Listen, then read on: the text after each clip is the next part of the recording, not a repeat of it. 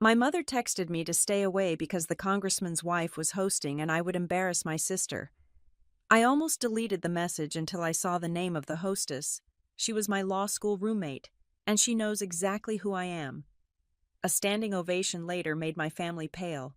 But the real twist was realizing they were unknowingly socializing with the target of the federal investigation I had been building for 6 months.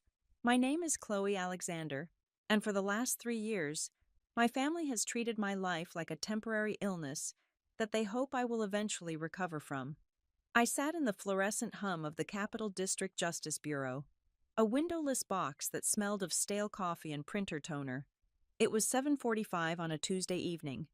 Most of the city was currently deciding between Pinot Noir and Cabernet, or arguing over which streaming series to binge, but I was 3 hours deep into a forensic accounting file that weighed more than a newborn baby. The case involved $150 million in misappropriated state funds, hidden behind a labyrinth of shell companies that led back to a single offshore account in the Caymans. My eyes burned. My back ached in a way that my ergonomic chair at my old firm never would have allowed. That was the trade. I gave up the ergonomic chair, the six-figure bonuses, and the glass-walled office overlooking the river for a metal desk that wobbled if I typed too hard, and the satisfaction of knowing that the bad guys I hunted actually went to prison. My phone buzzed against the laminate surface of the desk. The vibration sounded like an angry hornet in the quiet office. I glanced at the screen. It was an email notification. The sender was my mother, Eleanor. The subject line read simply, "The Gala." I should have ignored it. I had a deposition at 9 o'clock the next morning, and I needed to map out the questioning strategy for a witness who had sudden amnesia regarding his signature on 25 separate wire transfer authorizations. But the sheer brevity of the subject line hooked me. My mother was not a woman of brevity. She was a woman of elaborate, passive-aggressive paragraphs designed to suffocate you with guilt disguised as concern. I clicked open the email. Chloe, I am writing this to be direct because subtle hints do not seem to penetrate that new life of yours. Do not come to the Meridian Grand tomorrow night. Your sister is the chairwoman this year. This is her night. We have invited the Greenbergs, the Harpers, and the entire board of the foundation. The atmosphere will be high society and expensive. Frankly, we do not want to explain why you are wearing a suit from 3 seasons ago, or why you are still working for that government agency. Let's just say we are sparing you the embarrassment, and sparing Lila the stress. Stay home. We will tell everyone you are busy with a case. Love, Mom. I stared at the screen. The cursor blinked, mocking me. It was not the cruelty that surprised me. I was used to the cruelty. It was the audacity. They called my career at the Justice Bureau my lost phase. In my mother's mind, I was currently wandering through a spiritual and financial desert, having foolishly abandoned the oasis of Hartwell and Crane, one of the most prestigious corporate law firms in the state. She told her friends I was taking a sabbatical to find myself. She never told them I left because I got tired of helping pharmaceutical companies patent ways to charge dying people 3,000% markups on insulin. Before I could process the rage simmering in my chest, a text message followed. This one was from Lila. Please tell me you got Mom's email. I know it sounds harsh, but please, Chloe. Grant has investors coming, serious money. If you start talking about indictments or corruption or whatever depressing thing you do now, you will kill the vibe. This is my chance. Do not ruin this for me. I set the phone down and rubbed my temples. Lila, my little sister, the one who used to follow me around the backyard, begging to play whatever game I was leading. Now she was 32, married to Grant Hollis, and desperate to cement her place in the upper echelon of the city's social circuit. Grant was a wealth management consultant, a title that meant he wore Italian loafers and knew how to make people feel anxious about their retirement portfolios. Together, they were the golden couple. I was the cautionary tale. I looked at my calendar on the wall. The date was circled in red marker. Wednesday, October 15th, the Meridian Grand Charity Gala. I had not planned on going. I truly had not. I had the hearing the next morning. I had a mountain of discovery documents to review. I had a cat that required feeding and a bottle of cheap but decent red wine waiting on my counter. The idea of putting on a dress, standing in heels for 4 hours, and listening to rich people congratulate themselves for being rich sounded like torture. But then I looked at the attachment my mother had forwarded in the email chain, likely by accident. It was the digital invitation. The design was elegant. Heavy cream font on a navy background, gold leaf accents. It screamed old money. I scanned the details, my eyes glazing over the ticket prices: $5,000 for a plate, $50,000 for a table, until I reached the bottom of the invitation. Hosted by the Honorable Ethan Hale and Mrs. Hale. I froze. I leaned closer to the screen, squinting as if the pixels might rearrange themselves into something that made more sense. Ethan Hale, the new congressman for the 4th District. Young, charismatic, running on a platform of family values and economic reform. I knew the name. Everyone knew the name. He was the golden boy of the political scene right now. But it was the Mrs. Hale part that made my heart hammer against my ribs. I opened a new tab on my browser and typed in the congressman's name. The search results populated instantly. Images of him shaking hands, cutting ribbons, kissing babies. And there, standing beside him in photo after photo, was a woman with sharp cheekbones, intelligent eyes, and a smile that I knew better than my own. Victoria Hale. But to me, she was just Vic. A memory hit me with the force of a physical blow. 10 years ago, the law library at Georgetown. It was 2 o'clock in the morning during finals week of our first year. I was having a panic attack in the stacks, hyperventilating between rows of dusty tort law encyclopedias because I was convinced I was going to fail contracts. I was crying so hard I could not breathe. Victoria had found me. She did not coddle me. She did not tell me it would be okay. She sat down on the floor in her sweatpants, handed me a bottle of lukewarm Gatorade, and said, "Chloe, get up. If you fail, we both look bad, and I do not look bad." She stayed up with me until dawn. She quizzed me until my brain bled. She made me coffee that tasted like battery acid. She saved me. We were roommates for 3 years. We shared clothes, secrets, and a profound hatred for property law. We were inseparable until graduation sent us to different coasts and different lives. I knew she had married a politician. I knew she had moved back to the capital. But I had been so buried in my work at the bureau, so consumed by the endless stream of corruption cases, that I had not connected the dots. I had not realized she was that wife hosting this gala. We had lost touch, not because of a fight, but because of the slow, quiet erosion of adulthood. Life got in the way. I went into corporate law and then left it to become a crusader on a government salary. She went into the nonprofit sector and then married into a dynasty. I looked back at my mother's email. The congressman's wife is hosting. My mother and Lila were terrified that I would embarrass them. They thought my presence would tarnish the pristine image they were trying to project to the Hales and their wealthy friends. They wanted to present themselves as the perfect family, the successful husband, the beautiful wife, the philanthropic parents. I was the stain on the portrait, the daughter who turned her back on money to chase criminals. But they did not know. They did not know that the woman they were desperate to impress, the woman holding the keys to the social kingdom they wanted to enter, was the same woman who used to borrow my mascara and eat cold pizza with me on a mattress on the floor. A cold, sharp realization settled in my stomach. My family was not banning me because they were ashamed of me. Well, they were. But that was not the only reason. They were banning me because they needed to control the narrative. They needed to be the ones who defined who the Alexander family was. If I walked in there, wearing my off-the-rack suit and speaking with the blunt honesty that my job required, I would shatter the illusion. I picked up my phone again. My thumb hovered over the Contacts app. I scrolled down, past the endless list of federal agents, forensic accountants, and court clerks. I scrolled all the way down to the V's, Victoria Law School. The number was 8 years old. There was a 90% chance she had changed it. People in her position changed numbers like they changed designer handbags to avoid the press. But Victoria was sentimental. She kept things. She kept the ticket stubs from our first concert. She kept the dried flower from her graduation bouquet. I hesitated. This was petty. This was childish.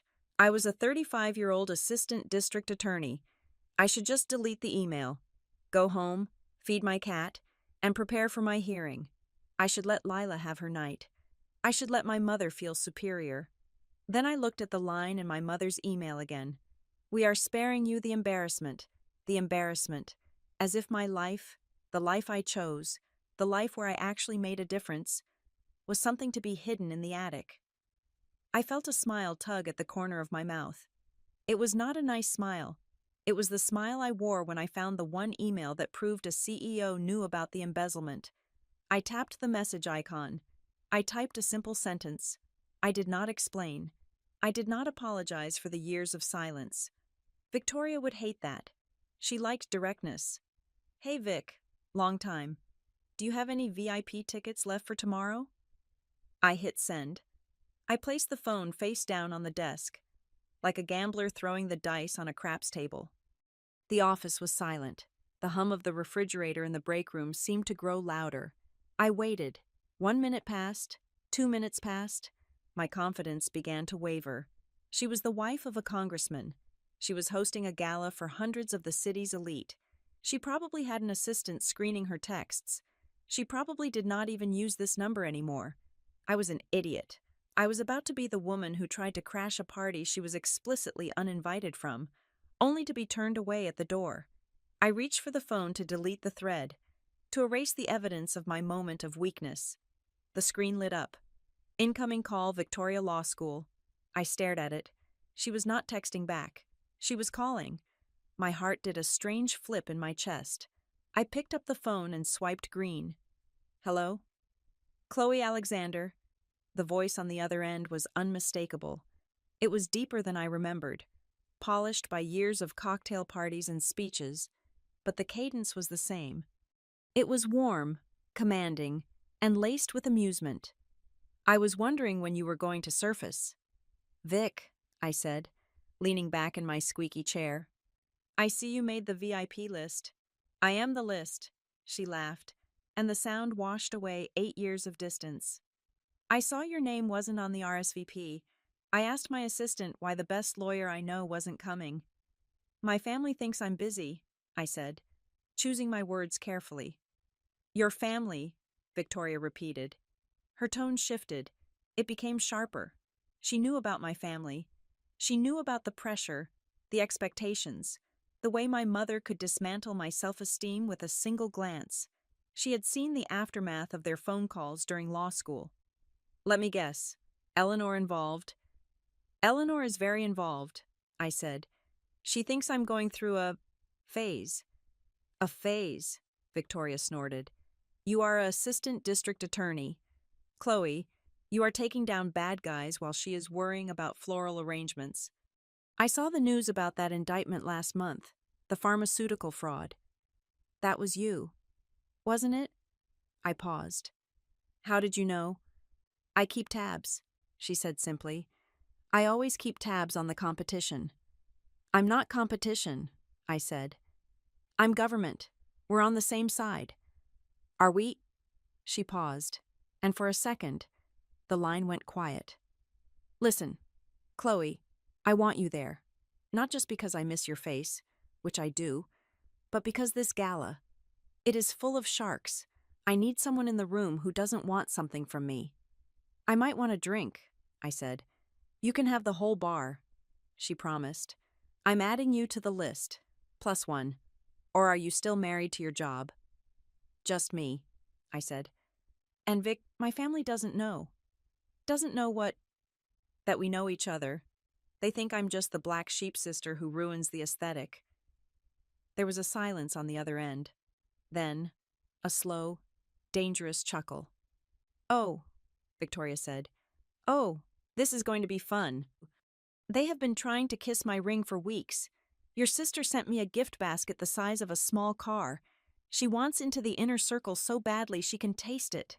She thinks if she pulls this gala off, Grant gets investors and she gets social immunity, I explained. Grant Hollis? Victoria said the name with a strange inflection. Right. The husband. He's interesting. Something in her voice pricked my prosecutor's instinct. Interesting how. We can talk about that later. She dismissed it, but I filed the tone away. Be there at 7. Wear something that makes you feel dangerous. I'll handle the door. Thanks, Vic, I said, feeling a lump in my throat. Don't thank me yet, she said. Just promise me one thing. Anything. When you walk in, keep your head up. You are the smartest person in that room. Chloe, don't let them make you forget that. The line went dead. I lowered the phone. My hand was trembling slightly, not from fear, but from adrenaline. I looked at my mother's email one last time. Do not come. I looked at the stack of files on my desk, the fraud case, the lies, the people who thought they were untouchable because they had money and connections. I stood up and grabbed my coat. I was going home. I needed to sleep. I had a hearing in the morning, and tomorrow night I had a gala to attend. I was not going for revenge. Not really. I was going because for the first time in 3 years, I was tired of hiding in the shadows to make them comfortable in the light. If they wanted to play social games, fine, but I was bringing a player they had forgotten to account for. I walked out of the office, the heavy steel door clicking shut behind me with a sound of finality. The game was on. 3 years ago. I was a very different version of Chloe Alexander. I was a person who measured her worth in billable hours and the thread count of her business suits. I sat in a corner office on the 42nd floor of the Hartwell and Crane building, surrounded by floor-to-ceiling glass that offered a panoramic view of the city I was currently helping to exploit. My life then was a series of shiny, hollow victories. I was on the partner track. That was the holy grail. It meant I was one of the chosen few who would eventually share in the profits of defending chemical companies that poisoned groundwater and tech giants that sold user data to the highest bidder. My business card was thick and embossed. My salary was the kind of number that made people choke on their drinks when they heard it. I was making $300,000 a year, with bonuses that could buy a small house in the suburbs. I remember the day I walked away from it. It was a Tuesday, much like the one where I received my mother's email. I had just won a motion to dismiss a class action lawsuit against a landlord who had knowingly exposed 50 families to asbestos. Technically, it was a brilliant legal maneuver. I had found a loophole in the filing deadline. I had saved the client millions. My senior partner, a man named Sterling who smelled of expensive scotch and moral decay, clapped me on the shoulder and told me I was a killer. He meant it as a compliment. I went to the bathroom and threw up. I stared at myself in the mirror under the harsh vanity lights. My skin was pale. My eyes were dead. I looked like a very expensive ghost. I realized then that I could not do it for one more day. I could not be the person who used the law as a weapon against the weak.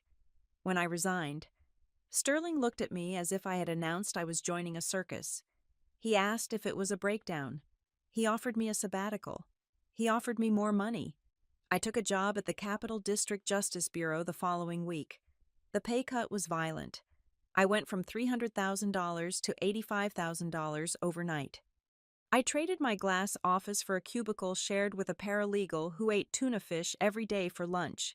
I traded my expense account lunches for sandwiches wrapped in foil. The hours were longer, the resources were scarce, and the coffee was sludge. But the victims were real. When I won a case now, it did not mean a corporation got richer. It meant a grandmother got her pension back. It meant a corrupt city councilman went to jail. It meant the law was actually doing what it was designed to do. My family, however, treated my career change like a funeral. I remember the first dinner I attended after the switch. My mother, Eleanor, sat at the head of the table, cutting her steak with surgical precision. She did not look at me. She addressed the air above my head. She said that I was going through a phase. She told the guests that I was burnt out and needed to do something charitable for a while before returning to the real world. To Eleanor, public service was not a career. It was a penance. It was something you did if you could not hack it in the big leagues. She viewed my drop in income not as a sacrifice, but as a failure of ambition. In her world, if you were not making money, you did not matter. My father was worse. He did not criticize. He just went silent. He was a man who placed reputation on the dinner table alongside the salt and pepper. He liked being able to say his daughter was at Hartwell and Crane. It sounded good on the golf course. Saying his daughter was a bureaucrat at a state agency did not have the same ring to it. So, he simply stopped talking about me. I became a non-entity in his conversations. But Lila was the one who surprised me. My younger sister blossomed the moment I stepped out of the spotlight. For our entire lives, I had been the smart one, the successful one, the one with the law degree and the high-powered job. Lila had struggled to find her footing. She had dabbled in art, in fashion, in event planning. She had always felt like she was living in my shadow. When I fell from grace, the sun finally hit her face. Suddenly, Lila was the successful one. She launched her boutique interior design studio, catering to the new money crowd that was flooding the city. She started dating Grant Hollis. Grant was perfect, too perfect. He was 42, handsome in a catalog model sort of way, and spoke in paragraphs that sounded like they had been approved by a PR team. He was a wealth management consultant. He wore bespoke suits and knew the vintage of every wine on the menu. He treated Lila like a trophy, and she loved every second of it. They got married 6 months after I left the firm. They bought a sprawling colonial in the Heights, the kind of neighborhood where the homeowners association fines you if your grass is half an inch too long. Lila stepped into the role of the society wife with frightening ease. She joined the junior league. She chaired committees. She became the woman my mother always wanted me to be. I, on the other hand, moved into a fourth-floor walk-up in the East End. My apartment was 600 square feet. The radiator clanked like a dying engine in the winter, and the view from my single window was a brick wall. But it was mine. I paid the rent with money I earned by putting fraudsters behind bars. I learned a new way of living, a quieter, sharper way. At the big firm, my biggest worry was a paper cut. At the bureau, I was investigating organized crime syndicates and politicians who had friends in low places. I learned to check my rearview mirror every time I drove home. I learned to vary my route. I learned to never sit with my back to the door in a restaurant. I lived with secrets. I had names in my head that I could never speak aloud. I saw evidence photos that would make my mother faint. I knew which construction companies were fronts for money laundering and which charities were actually slush funds for drug cartels. This reality created a canyon between me and my family. When I went to Sunday dinners, which I did out of a masochistic sense of obligation, I had nothing to say. Lila would talk for 20 minutes about the shade of beige she chose for a client's living room. Grant would talk about market volatility and his golf handicap. My mother would nod and smile, glowing with pride at their material success. Then, inevitably, someone would turn to me. "So, Chloe," my father would say, clearing his throat. "Any plans to go back to private practice? Sterling asked about you the other day."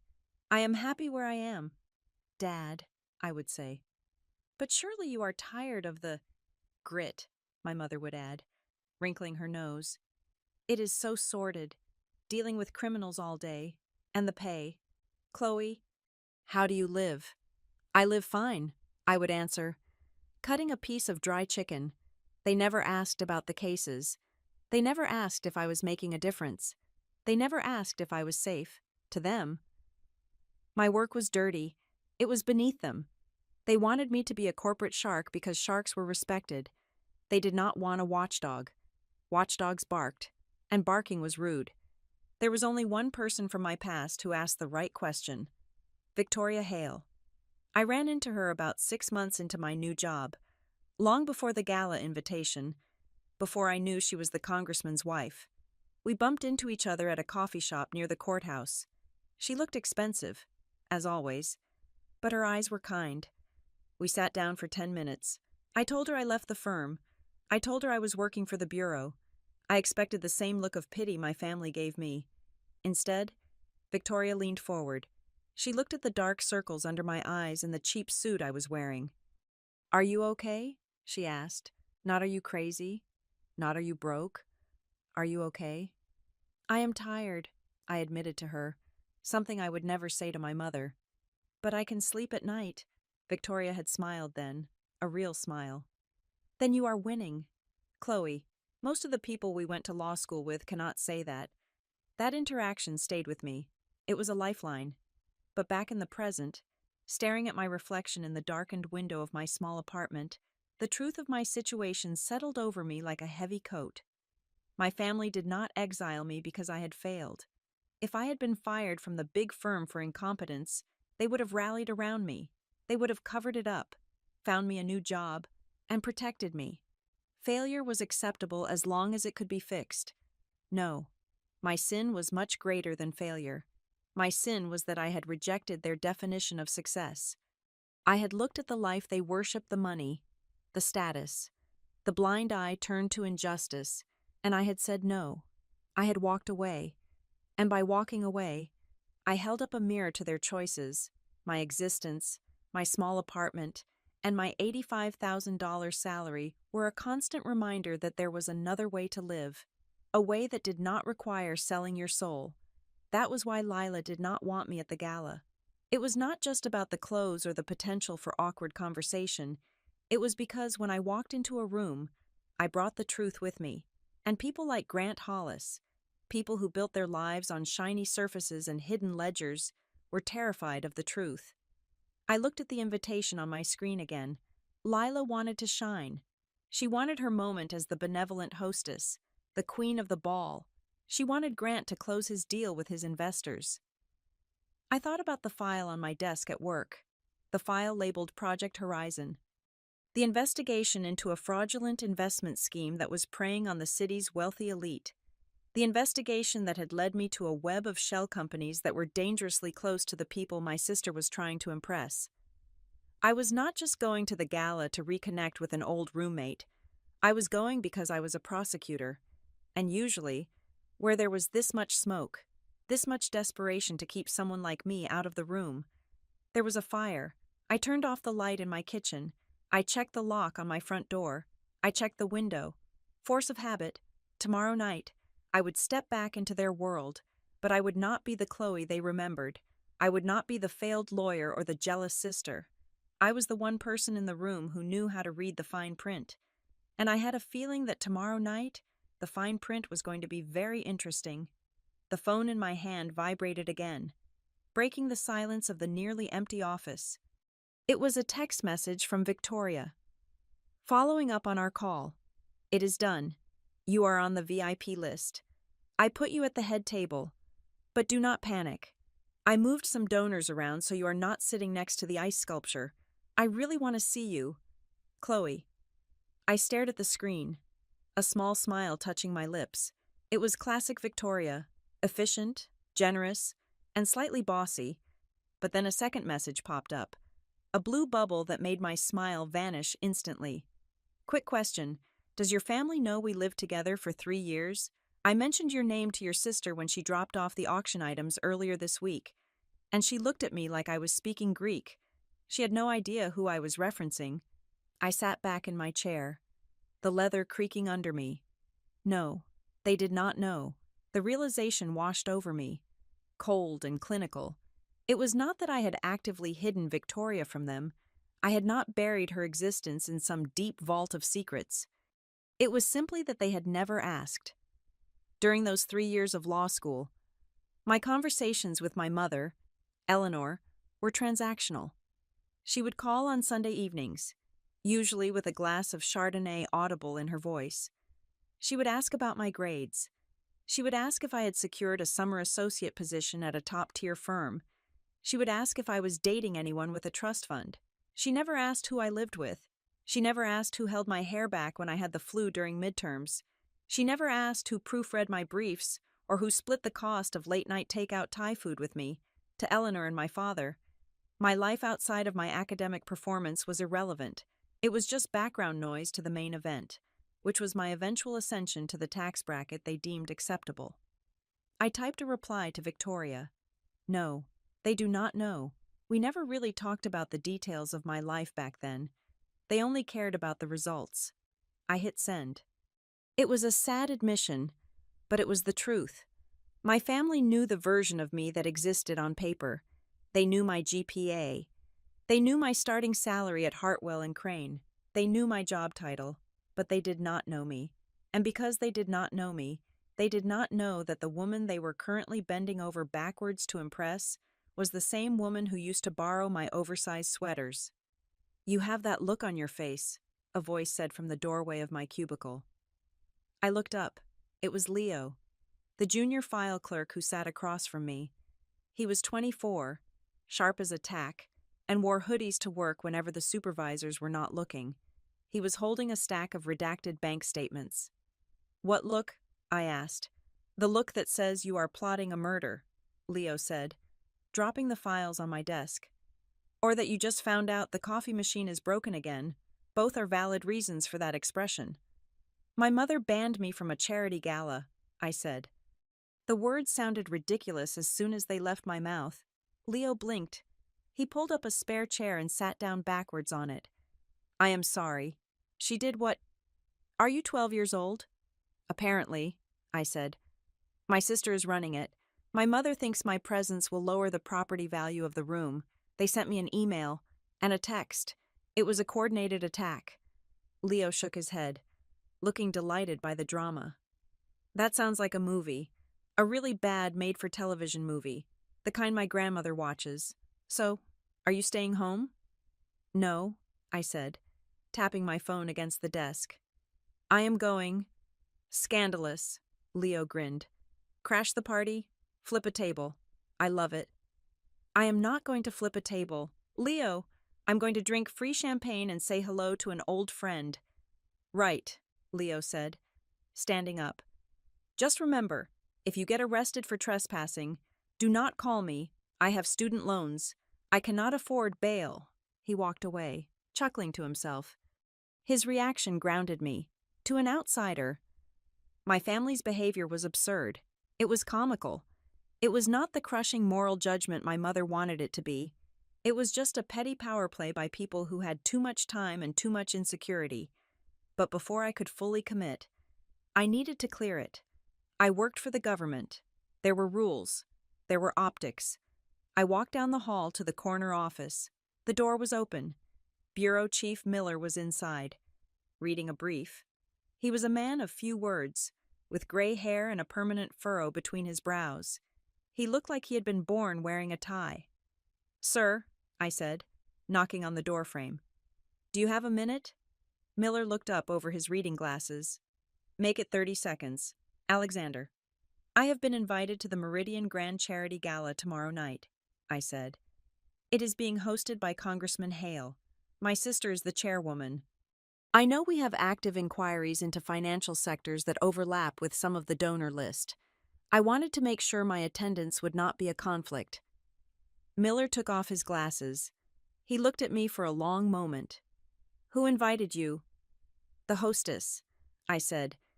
"Mrs. Hale. We went to law school together." Miller raised an eyebrow. That was the most emotion I had seen from him in 6 months. "You know Victoria Hale?" "Yes, sir." "She is a sharp woman," Miller said. He tapped his pen on the desk. "Go. It is good for the Bureau to have a face in those rooms. Remind them we are not just nameless suits in a basement. It helps with cooperation when we need to serve subpoenas later." "Understood," I said. "But Alexander," Miller added, his voice dropping an octave, "keep your ears open, and keep your mouth shut about Project Horizon.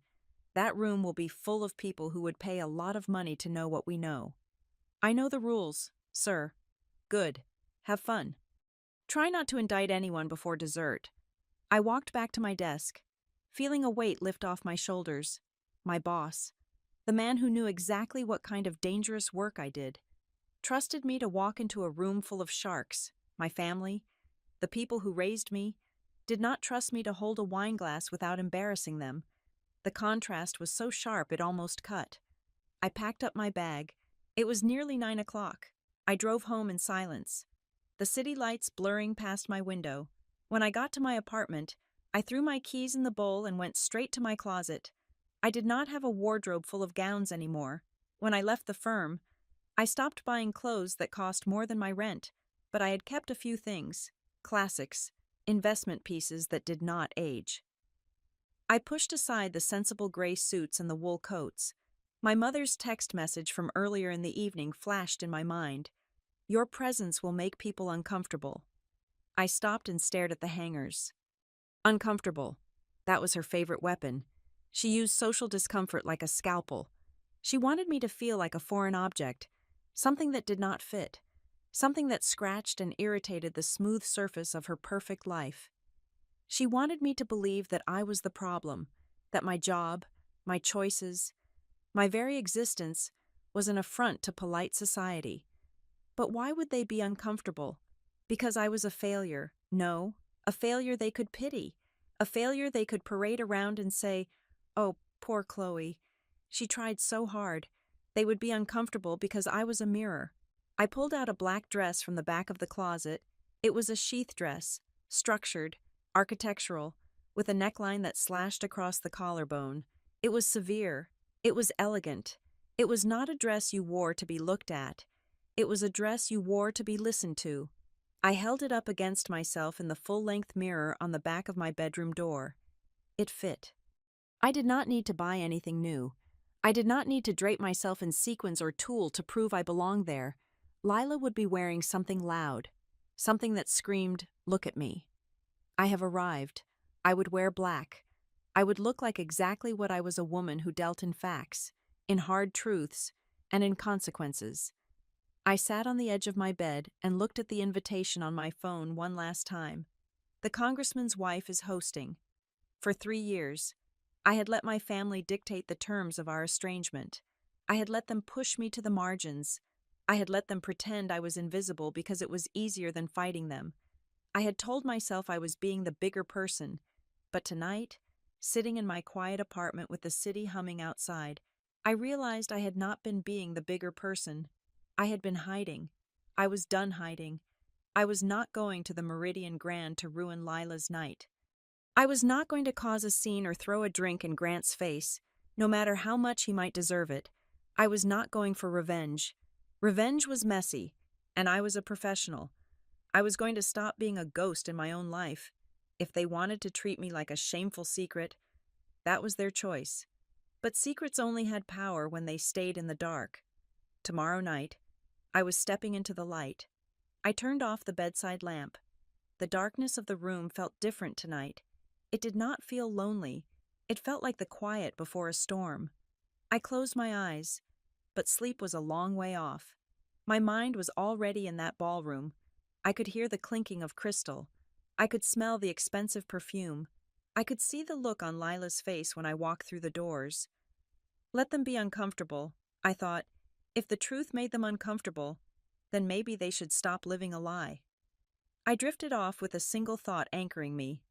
Tomorrow, I would not be Chloe the disappointment. I would not be Chloe the black sheep. I would be Chloe Alexander, Assistant District Attorney, and I was on the list. The Meridian Grand Hotel did not just smell of expensive perfume and fresh lilies. It smelled of leverage. I stepped out of the rideshare 3 blocks away and walked the rest of the distance, letting the cool October air settle the adrenaline that was spiking in my blood. When I rounded the corner, the hotel entrance was a fortress of light. Massive floodlights cut through the night, illuminating a red carpet that looked more like a vein of blood pulsing into the heart of the building.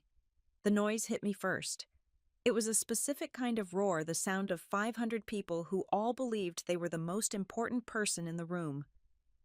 There was the rapid-fire click of camera shutters, the heavy thud of car doors closing on limousines, and the murmur of polite, guarded conversation. I paused at the edge of the velvet rope. I was wearing the black sheath dress. It was sharp, severe, and blended into the shadows, which was exactly what I wanted. I did not have diamonds dripping from my ears. I did not have a clutch purse that cost more than a Honda Civic. I had my ID, my phone, and a singular purpose. I walked toward the entrance. The security guard, a man with a neck the size of a tree stump, glanced at me. I saw his eyes flicker down to my shoes, simple black pumps, and then up to my face. He was assessing my net worth in a microsecond. It was a skill people in this city developed early. "Name," he grunted. holding a clipboard that looked heavy enough to be a weapon. "Chloe Alexander," I said, my voice steady. "I am on the VIP list." He paused. He did not look for my name in the general admissions section. He flipped the page to the front.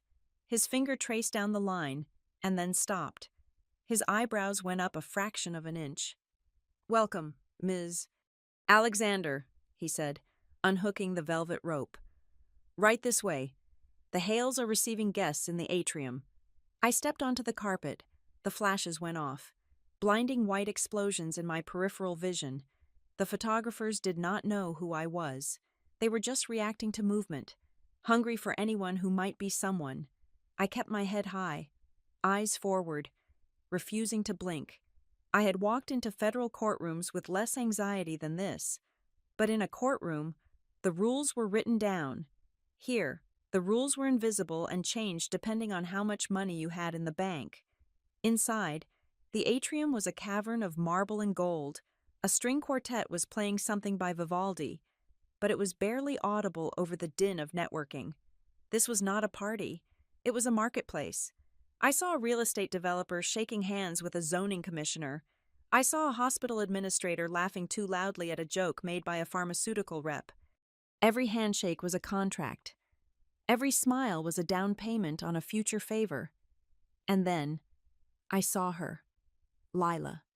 My sister was standing at the center of the receiving line, positioned perfectly under the massive crystal chandelier, so that the light caught the sequins on her emerald green gown. She looked breathtaking.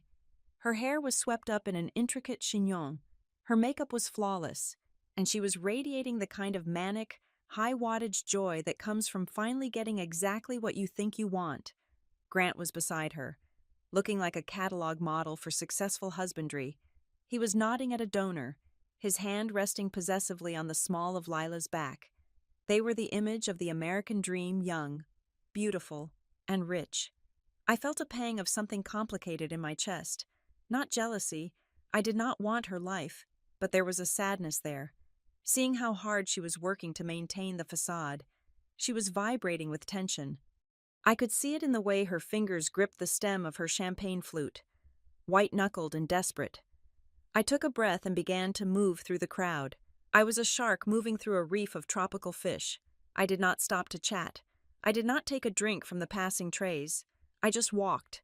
Lila spotted a couple approaching her, the CEO of a local tech giant, and his wife, and her smile widened to a beaming, terrifying degree. She did not see me. She was too focused on the prize. But someone else saw me. "Chloe." The voice cut through the ambient noise like a bell. It came from behind the receiving line, from the area reserved for the hosts. Before I could react, a figure in midnight blue silk separated from the VIP cluster and moved toward me with a speed that defied her heels. Victoria Hale. She looked different than she had in law school. The messy bun was replaced by a sleek blowout. The sweatpants were gone, replaced by a gown that probably cost $20,000, but the eyes were the same, sharp, intelligent, and currently filled with genuine warmth. She reached me before I reached the line. She did not offer a handshake. She did not offer a polite air kiss. She wrapped her arms around me in a fierce, solid hug that knocked the wind out of me. "You finally came," she whispered into my ear, smelling of expensive jasmine and old money. "I was betting Ethan $50 you would bail at the last second." I hugged her back, feeling the stiffness in my shoulders melt away for a brief second. "I considered it," I admitted, pulling back. "But I realized I owed you a drink for getting me through torts." Victoria laughed, holding me at arm's length to inspect me. "You look dangerous. Chloe, I love it. Black suits you. It says, 'I am here to depose you,' not 'I am here to flatter you.'" "That is generally the vibe I go for," I said. Victoria linked her arm through mine. "Come on. You have to say hello to Ethan. He has been dying to meet the legend." She turned us around, and that was when it happened. We were standing 10 feet away from Lila. My sister had just finished laughing at the tech CEO's joke. She turned her head, scanning the room for the next important person to charm, and her eyes landed on us. The reaction was instantaneous and visceral. Her smile did not fade. It froze. It was as if someone had hit the pause button on a video. Her eyes widened, the pupils contracting into pinpricks of pure panic. She looked at me, then at Victoria, then back at me. Her brain could not compute the image. In her world, I was the embarrassing sister who worked in a basement office. Victoria was the wife of a congressman, a woman Lila had been trying to court for months. The two of us should not be linking arms. We should not exist in the same frame. Lila excused herself from the tech CEO with a frantic little wave and rushed over to us. Her movements were jerky, disjointed. Grant noticed her sudden departure and frowned, scanning the room until he saw me. His face went blank. "Mrs. Hale," Lila said, her voice breathless and pitched about an octave too high. She ignored me completely, focusing her laser beam intensity on Victoria. "I am so glad you found my sister." She said the word sister like it was a diagnosis. Victoria smiled. But it was not the warm smile she had given me. It was her politician's wife smile, bright, polished, and not reaching her eyes. "Lila, you have outdone yourself with the decor. The floral arrangements are stunning." "Thank you," Lila gushed, her hands fluttering. Then she turned to me, and the mask slipped. Her eyes were hard, pleading and furious all at once. "Chloe, what are you doing here?" The question was a hiss, barely audible over the music. "I am attending the gala," I said simply. "But Mom said—" Lila started, then caught herself, glancing nervously at Victoria. "I mean, we thought you were busy with work. You are always so busy with your administrative things." She was doing it again, diminishing me, framing my work as small, boring, and irrelevant. She wanted Victoria to know that I was nobody special, just a bureaucrat who pushed paper. "I made time," I said. "Did you buy a ticket?" Lila asked, her voice dropping to a whisper. "Chloe, the tickets were $5,000. If you needed help, you should have asked. But just showing up—" "She did not buy a ticket," Victoria interrupted. Her voice was light, conversational, but there was steel underneath it. Lila looked relieved. "Oh, well, surely we can find a seat for her in the back. Maybe at the volunteer table." I watched Lila dig the hole. I watched her pick up the shovel and start tossing dirt over her own head. She assumed I had crashed. She assumed I was a charity case. Victoria tightened her grip on my arm. "Lila," Victoria said, and the tone of her voice made my sister freeze. "I invited Chloe. She is my guest." Lila blinked. "Your guest?" "Yes," Victoria continued, looking from me to Lila with a gaze that dissected the situation with surgical precision. "I was surprised when you didn't mention her. I assumed you knew." "Knew what?" Lila asked, her voice trembling. "That Chloe and I lived together for 3 years in law school," Victoria said. The silence that followed was deafening, even in the noisy room. Lila's mouth opened, but no sound came out. She looked as if Victoria had just spoken to her in an alien language.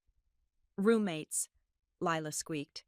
"Best friends," Victoria corrected. She practically dragged me across the graduation stage.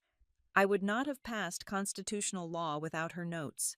Honestly, Lila, you have been hiding a national treasure. I had no idea Chloe Alexander was your sister until I saw the guest list draft." Lila's face drained of color.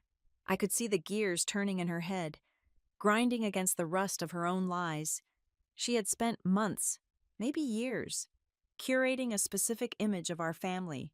In that image, she was the star, and I was the cautionary tale. She had likely told Victoria and everyone else in this room that I was struggling, that I was lost, that I was a low-level clerk in a county office, and now, the congressman's wife, the most powerful woman in the room, was declaring me her equal, her savior. Even, I didn't know," Lila stammered. "Chloe never mentions things." "She is humble," Victoria said, looking at me with a smirk. "It is her best and worst quality." Before Lila could recover, a shadow fell over us. Grant had arrived.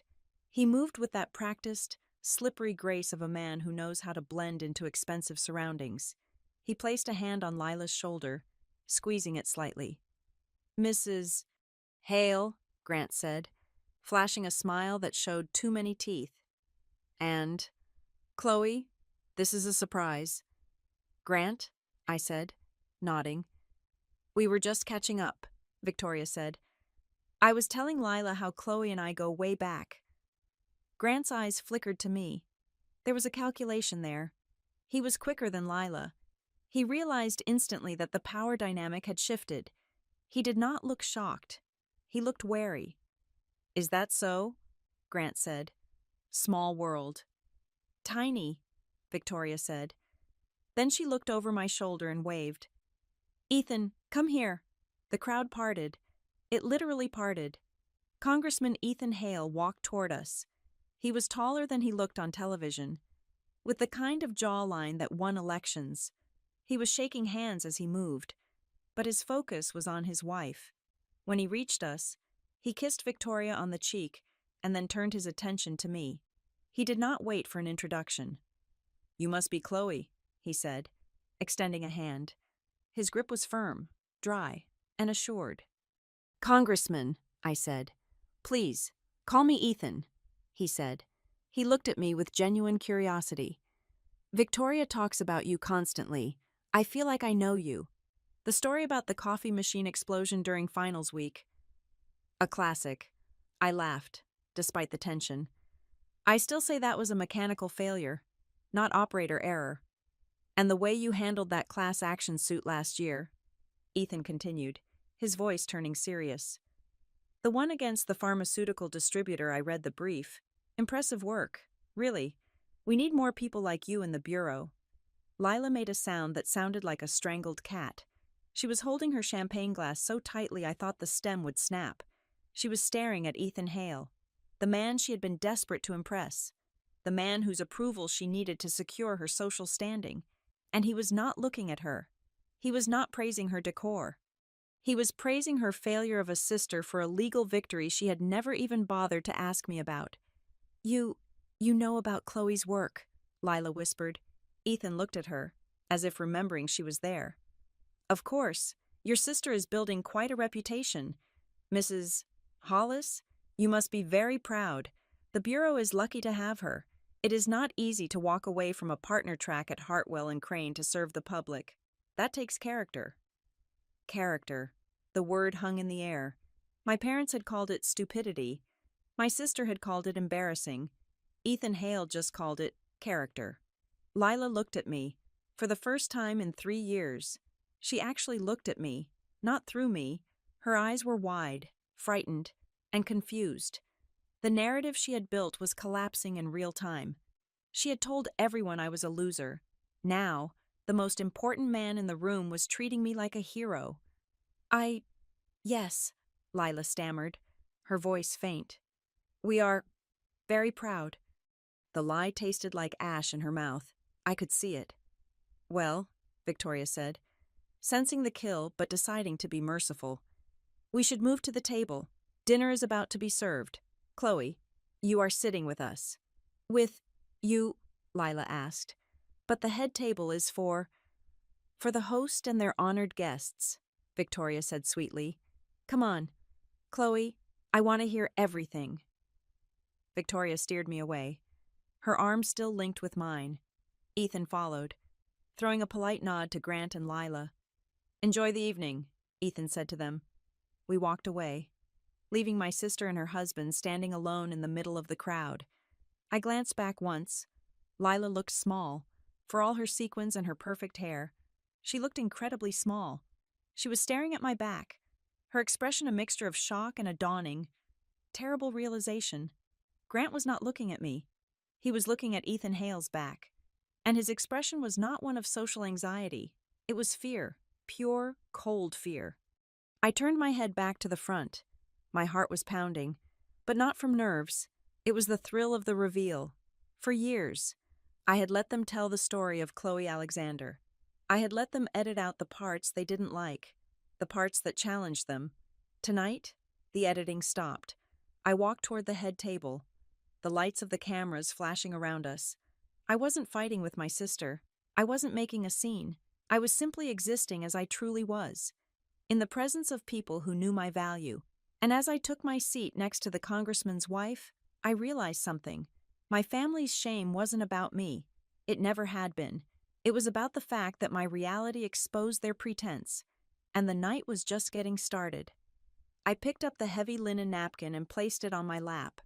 Across the room, I saw my mother and father enter the ballroom. They spotted Lila. Then they spotted the head table. I saw my mother stop walking.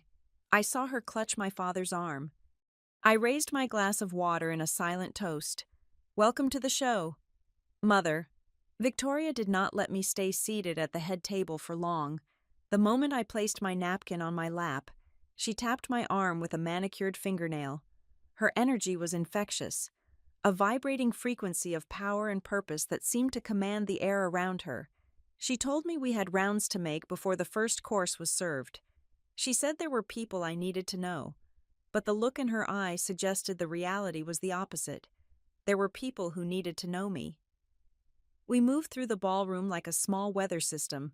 The room was a sea of black ties and designer silk, a landscape of wealth that usually made me feel invisible. Tonight, however, I was anchored to the most important woman in the room, and the effect was disorienting. Our first stop was a cluster of men standing near the bar. They were older, with the kind of silver hair and posture that suggested they had not worried about a mortgage payment in 40 years. Victoria steered me right into their center. "Gentlemen," she said, her voice cutting through their conversation about capital gains taxes, "I want to introduce you to someone. This is Chloe Alexander." I prepared myself for the usual polite indifference. I prepared myself to explain that I was a lawyer, only to have them ask if I knew their nephew who did real estate law in Florida. I prepared myself to be dismissed. Instead, the tallest man in the group, a man I recognized as Arthur Sterling, the chairman of the city's largest hospital network, turned to me with a spark of recognition in his eyes. "Alexander," he repeated, rolling the name around in his mouth. Not the Alexander who handled the investigation into the Resolute pharmaceutical pricing scheme. I froze. That case was closed 6 months ago. It had made the local papers, but my name had been buried in the footnotes of the court documents. It was not the kind of thing that usually registered with the country club set. "That was my case," I said, keeping my voice steady. "Brilliant work," Arthur said, extending a hand that felt like dry parchment. "Truly, the way you traced the shell companies back to the holding firm, my general counsel sent a memo about it to our board. He used it as a case study for compliance. He said it was the most aggressive forensic accounting he had seen in 10 years. I shook his hand, feeling a flush of heat rise up my neck. It was not embarrassment. It was shock. My family did not know I had won that case. When I had tried to tell my mother about it over the phone, she had interrupted me to ask if I had seen the sale at Nordstrom. To my own blood relatives, my work was a vague, possibly shameful hobby. To this stranger, this titan of industry, my work was a case study in excellence. "Thank you, Mr. Sterling," I said. "We just followed the money." "You did more than that," another man chimed in. He was shorter, wearing a pin on his lapel that identified him as a senior partner at a rival firm to my old one. "You scared the living daylights out of half the corporate boards in this city. Rumor has it you are currently looking into the construction sector. Is that true?" He was fishing. He was trying to get information, but there was respect in the bait. "I cannot comment on active investigations," I said, slipping automatically into my professional persona. "But I can say that if people are following the law, they have nothing to worry about." The group laughed. It was a nervous laugh, but it was genuine.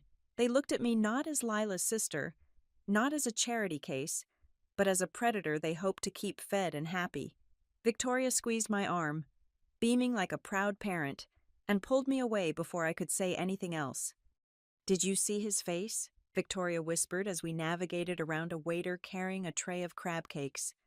"Arthur Sterling does not compliment anyone. He once told a senator to his face that his suit looked cheap. You own this room. Chloe, they are just being polite to the congressman's wife, I deflected. No, Victoria said firmly. They are being polite to the woman who can subpoena their emails. There is a difference. We continued our tour. It felt less like a social event and more like a victory lap I had not known I was running. We stopped to greet a woman sitting alone at a table near the stage. She had iron gray hair cut in a sharp bob and was drinking seltzer water. I recognized her instantly. It was Justice Beatrice Corcoran, a retired federal judge who was a legend in the circuit. She was known for eating rookie lawyers for breakfast. Victoria did not even have to introduce us. Judge Corcoran looked up, her eyes narrowing behind her rimless glasses. Ms. Alexander, she said. Her voice was like gravel crunching under tires. I was wondering if I would see you here. Justice Corcoran, I said, instinctively straightening my spine. It is an honor. I read your motion in the State versus Miller case, she said. She did not waste time with pleasantries. The argument regarding the admissibility of the digital evidence, it was elegant, sparse. Most lawyers these days write like they are being paid by the adjective. You write like a surgeon cuts. I felt a chill go down my spine. My family did not know I wrote motions. They thought I pushed papers. They thought I filled out forms. They had no idea that I spent nights agonizing over the placement of a comma, knowing that a single sentence could determine whether a man went to prison or walked free. That means a great deal coming from you. Justice, I said honestly. Keep doing it, she said, taking a sip of her water. The bench notices. We always notice. Victoria guided me away again, leaving me breathless. I looked across the room. I needed to orient myself. That was when I saw Lila. She was standing near the entrance to the kitchen, holding court with a group of junior league members, but she was not looking at them. She was looking at me. Her expression was a portrait of cognitive dissonance. She had spent 3 years building a monument to my failure. She had told her friends, her husband, and herself that I was the broken one. She needed me to be broken so she could feel whole. Now, she was watching the most powerful people in the city treat me with a reverence she had never earned. She watched Judge Corcoran nod at me. She watched Arthur Sterling laugh at my joke. She looked like a child who had discovered that the laws of gravity had suddenly stopped working. I met her gaze. I did not smile. I did not wave. I just looked at her. For a second, I saw the fear in her eyes. It was the fear of a narrator realizing she had lost control of the story. Then, the main doors opened again. My parents had arrived. Eleanor and Robert Alexander walked into the ballroom with the practiced entitlement of people who believed the party did not start until they were present. My mother was wearing a silver gown that I knew cost more than my car. My father was adjusting his cufflinks. They scanned the room, looking for Lila. They were here to bask in her reflected glory. They were here to be the parents of the chairwoman. Their eyes swept past the head table, then doubled back. I saw the moment they recognized me. I was standing next to the congressman, who had joined us for a brief moment to shake hands with a donor. Ethan was leaning in to hear something I was saying. I was holding a glass of champagne, looking calm, looking like I belonged. My mother stopped walking. A waiter nearly collided with her. She stared at me, her mouth opening slightly. My father squinted, as if checking if his prescription needed updating. They looked lost. They had a script for tonight. The script involved apologizing for my absence. It involved making vague, pitiful excuses about how I was working late on something tedious. The script did not account for me standing at the right hand of power. I saw my mother start to move toward me. Her face was arranging itself into a mask of maternal concern, the one she used when she wanted to undermine me in public. But she could not get close. Victoria saw them coming. She turned her back to them, effectively shielding me with her own body and status.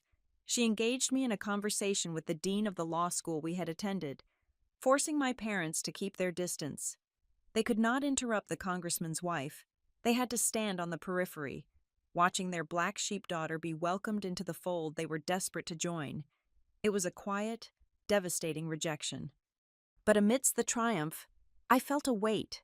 I felt eyes on me that were not friendly. I turned my head slightly to the left. Grant Hollis was standing by the pillar near the emergency exit. He was not with Lila. He was alone. He was holding a tumbler of scotch, but he was not drinking it. He was watching me. It was not the look of a brother-in-law who was surprised to see me. It was not the look of a man who was annoyed by a family squabble. It was a measuring look. He was studying me the way a structural engineer studies a crack in a foundation. He was assessing the risk. He was calculating the damage potential. I had known Grant was slick. I had known he was ambitious. But in that moment, under the warm glow of the chandeliers, I saw something else. I saw a man who was afraid. Why was he afraid? Because I was a prosecutor, or because of what I was prosecuting? The realization hit me with the force of a physical blow. The case on my desk, Project Horizon. The tangled web of investment fraud that targeted the wealthy. I had seen names in those files. Shell companies, LLCs registered in Delaware and the Cayman Islands. I looked at Grant. He looked at me. He did not blink. He knew. He knew that I was the one pulling the threads. He knew that I was the one asking the questions that were making his investors nervous. He had probably thought I was incompetent. He had probably believed Lila's stories about my lost phase. But now, watching me with Judge Corcoran, watching me with Arthur Sterling, he realized he had made a fatal error in judgment. I was not lost. I was hunting. I looked away from him, my heart hammering against my ribs. Suddenly, a hand touched my elbow. I jumped, spinning around. A man was standing right behind me. He was unremarkable. He wore a gray suit that fit well but was not flashy. He looked like he could be an accountant, or a lawyer, or a hitman. He had a face that you would forget 5 seconds after seeing it. He leaned in close. He did not introduce himself. "Ms. Alexander," he said. His voice was low, barely a whisper over the swell of the string quartet. "Yes," I asked, stepping back slightly. "I just wanted to say thank you," he said. He was not looking at my eyes. He was scanning the room behind me, as if checking for surveillance. "For what?" I asked. "For holding the line," he said. "On the grand jury subpoenas last week, most people would have folded under that pressure. You did not." I stared at him. The grand jury subpoenas were sealed. They were completely confidential. Nobody outside of the bureau and the judge should have known about my refusal to limit the scope of the inquiry. "Who are you?" I asked, my voice sharpening. "Just a concerned citizen," he said.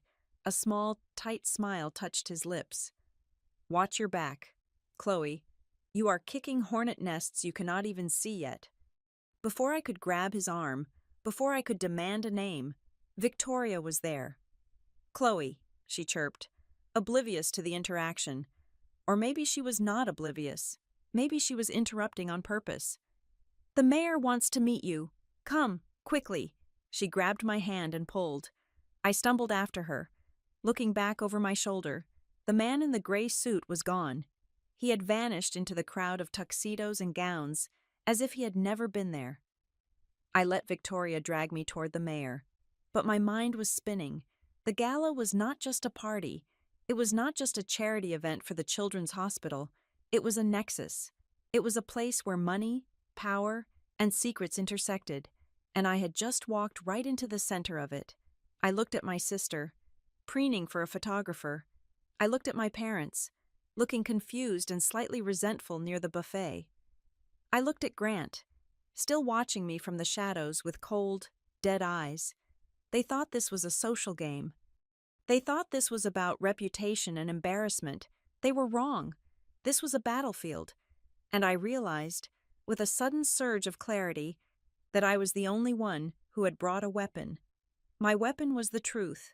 My weapon was the law. But as I smiled at the mayor and shook his hand, I couldn't shake the feeling of the stranger's words. "You are kicking hornet nests you cannot even see yet." I tightened my grip on my champagne glass. Let them sting. I thought, I have dealt with worse things than hornets. "So," the mayor said, beaming at me, "Victoria tells me you are the future of the Justice Bureau." I smiled, a smile that did not reach my eyes. I am just doing my job, Mr. Mayor. Well, he said, clapping me on the shoulder. Tonight, you can relax. Tonight, you are among friends. I looked around the room, at the smiles that hid teeth, at the handshakes that felt like contracts, at the family that did not know me. Yes, I lied, my voice smooth and confident. Among friends. The lie tasted metallic on my tongue. I was not among friends. I was among targets, and the night was only getting darker. The lights in the ballroom dimmed, casting a hush over the 500 guests who had just finished their appetizers. The clinking of silverware against fine china stopped, replaced by the expectant silence of a crowd waiting to be entertained. I took a sip of water, grateful for the darkness. It gave me a moment to drop the mask I'd been wearing for the last hour. My face actually hurt from smiling, from accepting compliments from people who, hours ago, would not have looked twice at me on the street. Victoria walked to the podium. A single spotlight hit her, turning her midnight blue dress into a shimmering column of water. She looked comfortable up there. While most people shrank under a spotlight, Victoria expanded. She gripped the sides of the podium, looked out at the sea of faces, and waited 3 seconds before speaking. It was a power move she had learned in our moot court classes. Silence commanded attention better than noise ever could. Thank you all for being here. Her voice rang out, clear and warm, amplified by the state-of-the-art sound system. Tonight, we are here to raise money for the pediatric wing. We are here to sign checks that will buy equipment, fund research, and save lives. And looking around this room, I see incredible generosity. I see the captains of industry. I see the leaders of our community. She paused, her eyes scanning the front tables. But money, she continued, her tone shifting, becoming sharper, less like a hostess and more like the lawyer she used to be. Money is easy to give when you have a lot of it. It is a transaction. You give, you get a plaque, you get a tax write-off. It is noble, yes, but it is safe. I felt a prickle of unease on the back of my neck. I knew that tone. That was the tone she used right before she dismantled an opponent's argument in a closing statement. Real service, Victoria said, leaning into the microphone, is not safe. Real service is waking up every day and choosing to fight a battle that does not pay well. It is choosing to stand between the predator and the prey. Even when the predator is powerful and the prey is forgotten, it is choosing integrity over a corner office. My heart began to hammer against my ribs. Don't. I thought, Victoria, please do not do this. I have a friend in this room, Victoria said. She did not look at her notes. She looked straight ahead. We went to law school together. We studied for the bar exam on a floor covered in pizza boxes and anxiety. We both had offers from the biggest firms in the country. I took mine. I went into the nonprofit sector. I married a wonderful man, and I live a very comfortable life. She smiled, a self-deprecating expression that charmed the room. Then her face sobered. But my friend, she took the hard road. She walked away from the high salary. She walked away from the prestige. She went to the Justice Bureau. She spends her days buried in forensic audits, chasing down the people who steal from the elderly, who defraud our state, who think they are above the law. I stared at the white tablecloth, wishing I could dissolve into the fibers. Tonight, Victoria's voice boomed. My husband and I want to honor someone who isn't usually on the guest list for these events, someone who doesn't do it for the applause. She turned. Her eyes locked onto me. Chloe Alexander, she said, please stand up. The room went dead silent for a heartbeat. I did not move. My legs felt like they had been filled with concrete. This was my nightmare. I did not want the spotlight. I wanted the work. I wanted the quiet satisfaction of a closed file. Chloe, Victoria commanded, soft but firm. Stand up. I took a breath. I placed my hands on the table and pushed myself up. I stood there, feeling exposed, feeling every single pair of eyes in the room drilling into me. I expected polite applause. I expected the kind of pitying clap you give to a scholarship student. That is not what happened. It started at table 4. Justice Beatrice Corcoran, The woman who terrified half the legal community got to her feet. She began to clap, a slow, heavy, rhythmic clap. Then Arthur Sterling stood up at table 2, then the mayor, then, like a wave crashing against the shore, the rest of the room followed. Chairs scraped against the floor. People rose. The applause swelled, growing louder and louder until it was a physical force, a roar that vibrated in my chest. I looked around, stunned. These people were not clapping out of charity. They were clapping out of respect. They knew the cases I had worked on. They knew the long hours. They knew, perhaps better than anyone, how hard it was to stay clean in a dirty city. I felt a sudden burning behind my eyes. I blinked it away. I would not cry, not here. I looked across the room at table 12, the family table. My mother, Eleanor, was sitting down. She was one of the few people who had not risen. Her face was drained of all color. She looked as if she had just witnessed a car accident. Her mouth was slightly open, her eyes wide and uncomprehending. She was staring at the room, at the standing ovation, and I could see her worldview cracking. In her mind, I was the failure. I was the embarrassment. How could the failure be receiving a standing ovation from the very people she worshipped? It did not compute. Next to her, my father, Robert, was standing, but he looked confused. He was clapping mechanically, looking around at his peers to see what he was supposed to do. He looked at me like I was a stranger who had just walked into his house and started speaking a language he did not understand. He had spent years ignoring me at the dinner table, and now he was realizing that the person he ignored was someone the city respected. And then there was Lila. My sister was standing. She had to stand. As the chairwoman, she could not be the only one sitting, but she was not clapping. Her hands were gripping the back of her chair so hard her knuckles were white. Her lower lip was trembling. It was not a tremble of pride. It was a tremble of devastation. Lila's entire identity, her entire brand, was built on being the good sister, the successful one, the one who made it. She needed me to be the mess, so that she could be the masterpiece. She had sold that story to her friends, to her husband, to herself. Poor Chloe. She is struggling. She is lost. But as the applause washed over us, that story evaporated. You cannot pity a woman who has the entire legal establishment standing in her honor. Lila looked at me, and I saw the terrified realization that she was no longer the sun in our family solar system. She was just a planet, and I had ignited into a star she had not anticipated. The applause finally began to fade. People sat back down, murmuring to each other. Victoria waited for the room to settle. She was not done. And, Victoria said, leaning back into the microphone, I think it is only fitting to share a little news that I heard this afternoon. It hasn't been officially announced by the Attorney General yet, but since we are all friends here, my head snapped up. What was she doing? Because of her exceptional work on the Project Horizon preliminaries, Victoria said, her voice dropping to a conspiratorial whisper that reached every corner of the room. Chloe Alexander is the leading candidate to head the new state anti-corruption task force.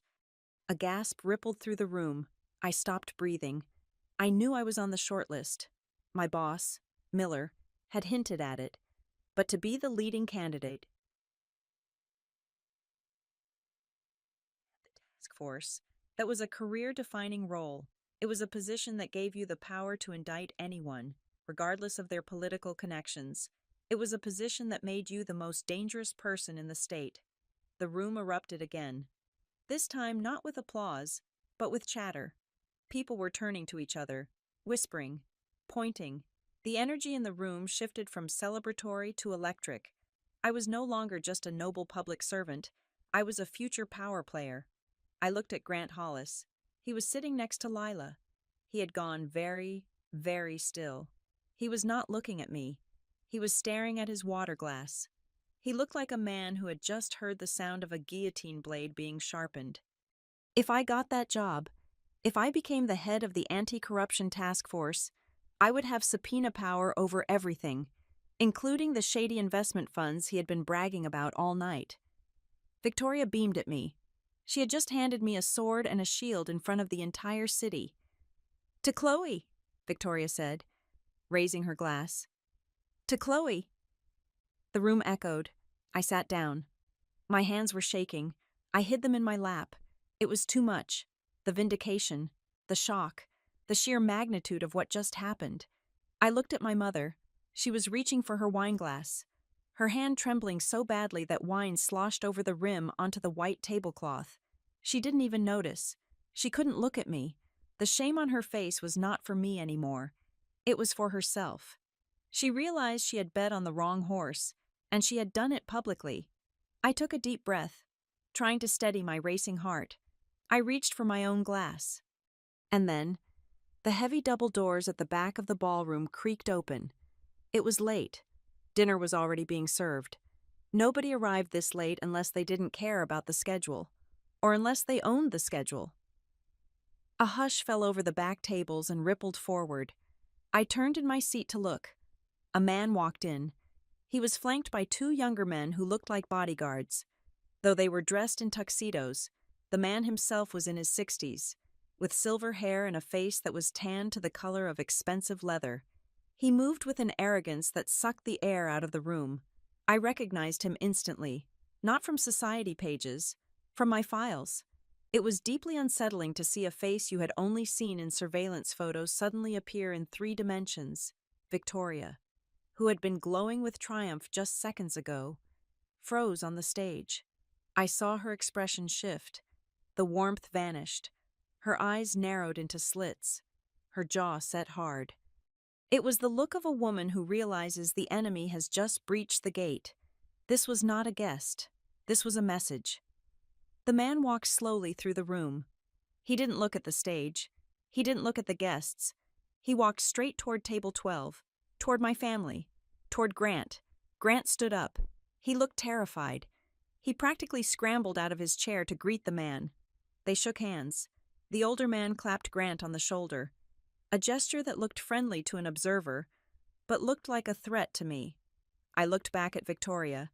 She was descending the stairs from the stage, moving quickly, her eyes locked on the newcomer. I sat there, my hand still gripping the stem of my glass.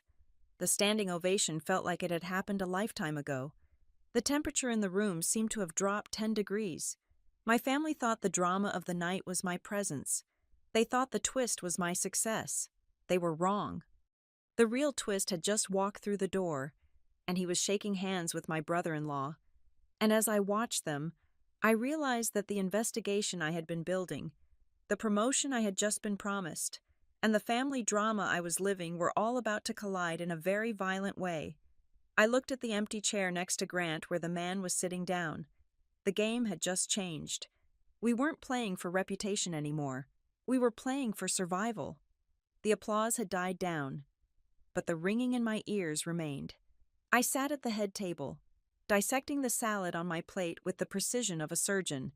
Though I had no appetite, the room had returned to its dull roar of conversation, but the frequency had changed. Before, the noise was about business and vanity. Now, the noise was about me. I could feel the stares. They were heavy, physical things pressing against my skin.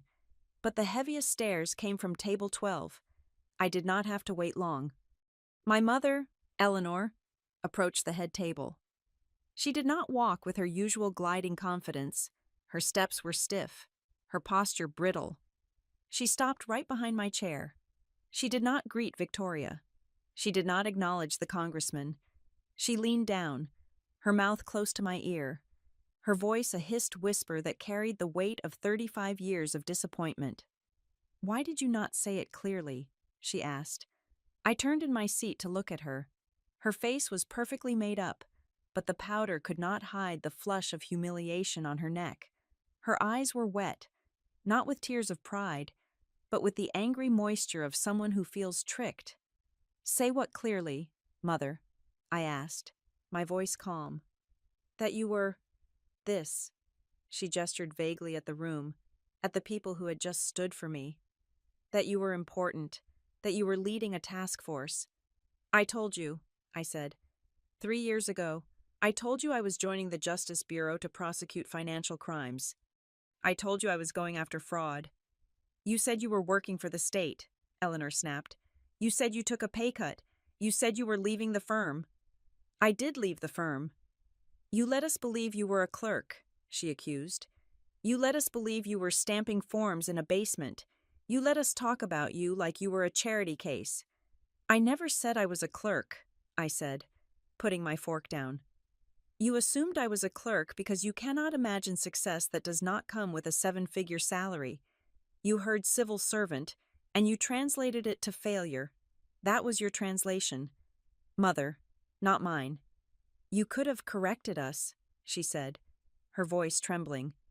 When we offered to pay your rent last Christmas, when we offered to buy you new clothes, you just sat there. I told you I did not need your money, I said. You insisted. You needed to feel benevolent. You needed to feel like you were saving me. I just let you play the role you wanted to play. My father, Robert, appeared beside her. He looked less angry and more bewildered.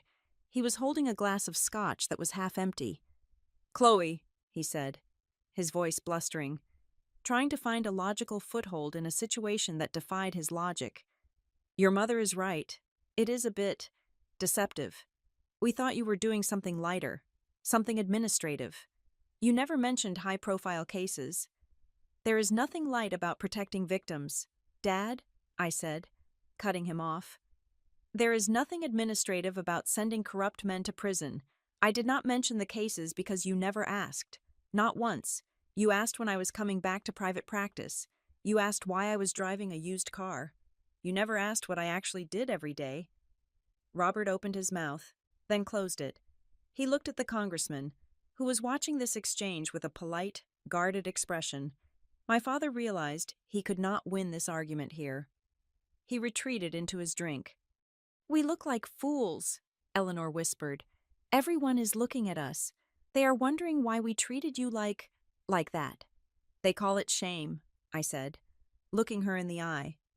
People out here call it honor. It is interesting how the definition changes depending on which side of the table you sit on. Before she could respond, a hand grabbed my arm. It was not gentle. I need to talk to you, Lila said. My sister's face was a mask of panic. She did not wait for an answer. She pulled me up from the chair. I could have resisted, but I saw the desperation in her eyes and decided to grant her this one mercy. I excused myself to Victoria, who gave me a look that said, "Call for backup if you need it," and followed Lila. She dragged me away from the tables, toward the heavy velvet curtains that covered the terrace doors. It was a semi-private corner, shielded from the main room by a large potted palm. Lila spun around to face me. She was vibrating. "You ruined it," she said. Her voice was shaking. "You absolutely ruined it. I sat there and ate my salad. Lila, Victoria made the speech. I did nothing." "You made me a liar," she hissed. Tears were finally spilling over her lashes, ruining her mascara. "Do you know what I told the board? Do you know what I told the donors? I told them my sister works in records. I told them you were fragile. I told them you couldn't handle the pressure of the big city, so you took a government job to rest." I stared at her. "You told them I was fragile. I had to explain why you weren't successful," she cried. "I had to explain why the brilliant Chloe Alexander was living in a shoebox apartment. It was a better story than the truth." "What truth?" I asked. "That I have more integrity than you. That you chose to be poor," Lila shouted, then clamped a hand over her mouth. Realizing she was too loud, she lowered her voice to a venomous whisper. "You chose to step down, and now you show up here, and you are this hero, and I look like the jealous sister who lied about you. Do you know what Mrs. Vanderhoven just asked me? She asked if I was jealous of your career." "Jealous of you. Are you?" I asked. Lila froze. She looked at me, and for a second, the artifice crumbled. I saw the exhaustion. I saw the terror of maintaining a lifestyle she could barely afford, married to a man who treated her like an accessory. "I am the success," she said, but her voice lacked conviction. "I have the house. I have the husband. I have the life. You have a story, Leela, I said softly. You have a story you tell yourself, and tonight, the plot holes are showing. Why didn't you just stay home? She sobbed, a childish, broken sound. Why couldn't you just let me have this one night where I was the winner? Because I stopped playing your game, I said. I am not your prop. Lila, I am not the benchmark you use to measure your own height. I am your sister. And you chose a story that was easy to sell over the sister who was actually there. Lila stared at me, her chest heaving. She had no comeback for that. The truth was a wall she could not scream down. Ladies, the voice was smooth, cultured, and terrifyingly calm. Grant Hollis stepped around the palm tree. He was smiling, but the smile did not touch his eyes. His eyes were darting around, checking to see if anyone was watching us. Everything okay? Grant asked, stepping between me and Lila. He placed a hand on Lila's shoulder, not to comfort her, but to silence her. Lila, honey, you are smudging your makeup. Why don't you go to the ladies' room and freshen up? I want to say hello to Chloe. Lila looked at him. She looked at me. She wanted to keep fighting, but the fight had gone out of her. She looked small. She nodded, wiped her face, and hurried away toward the restrooms. I was alone with Grant. He adjusted his cufflinks. He took a sip of his drink. He was trying to look casual, but I could smell the fear on him. It smelled like expensive scotch and nervous sweat. So, Grant said, leaning against the wall. Task force, huh? That is impressive. Chloe, really, I had no idea you were operating at that level. Most people do not, I said. That is the point of investigations. Right, he laughed, a dry, brittle sound. Secrets and shadows. Very noir. So, this task force. What is the mandate, generally speaking? He was fishing. He was casting a line out, desperate to see if the hook would catch on his own throat. Corruption, I said. Financial fraud, money laundering, the usual. Broad scope, Grant said. He swirled the ice in his glass. State level and federal cooperation. I added. I watched his pupil dilate. We are looking at how local investment firms move money for offshore entities. Grant stopped swirling his glass. He went very still. Investment firms, he repeated. Any specific sectors? Why do you ask? Grant, I asked, tilting my head. Are you worried about your portfolio? No, he said too quickly. No, of course not. Just professional curiosity. I manage a lot of assets. I like to know where the regulatory winds are blowing.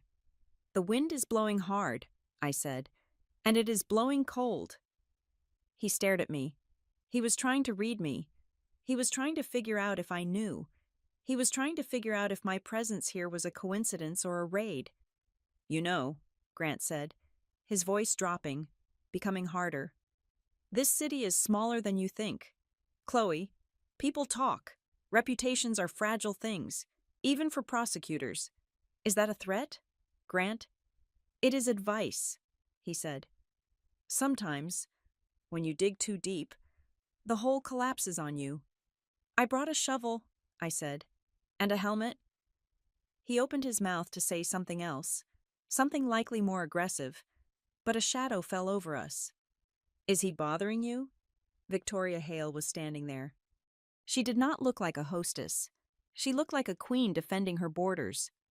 She stood next to me, her shoulder brushing mine.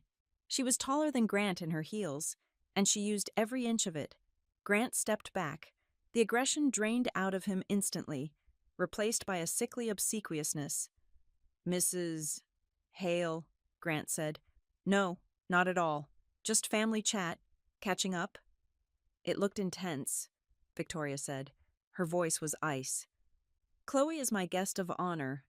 Grant, I would hate for her to feel cornered. Never, Grant said, raising his hands in surrender. We are all proud of her. Just saying, how proud we are. Good, Victoria said, because in this room, nobody has the right to make her feel small. Not tonight, not ever again. Grant nodded. He looked like he wanted to vomit. I should go find Lila. Excuse me. He retreated. He did not walk away with the swagger he had arrived with.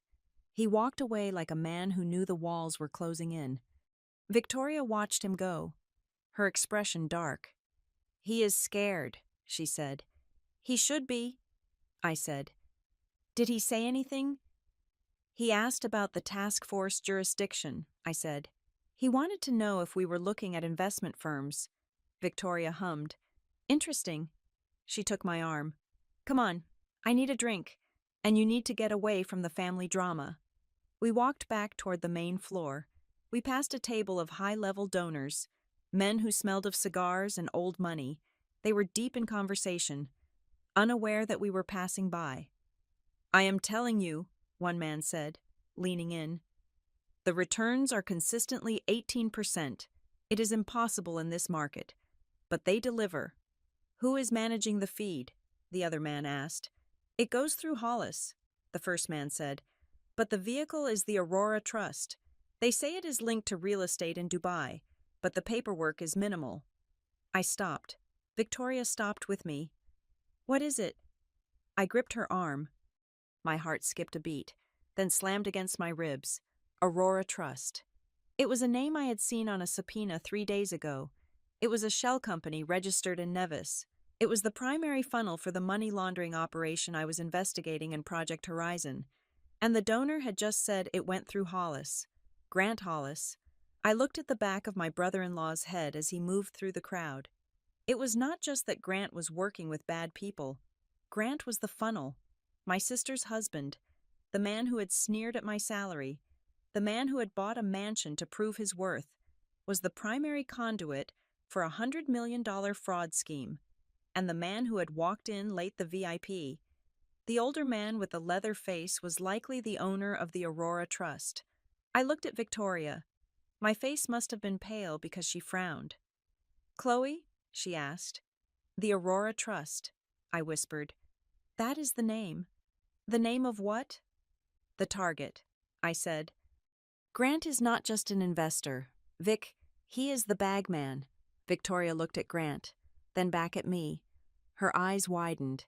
And he is sitting at the table with your parents, she said.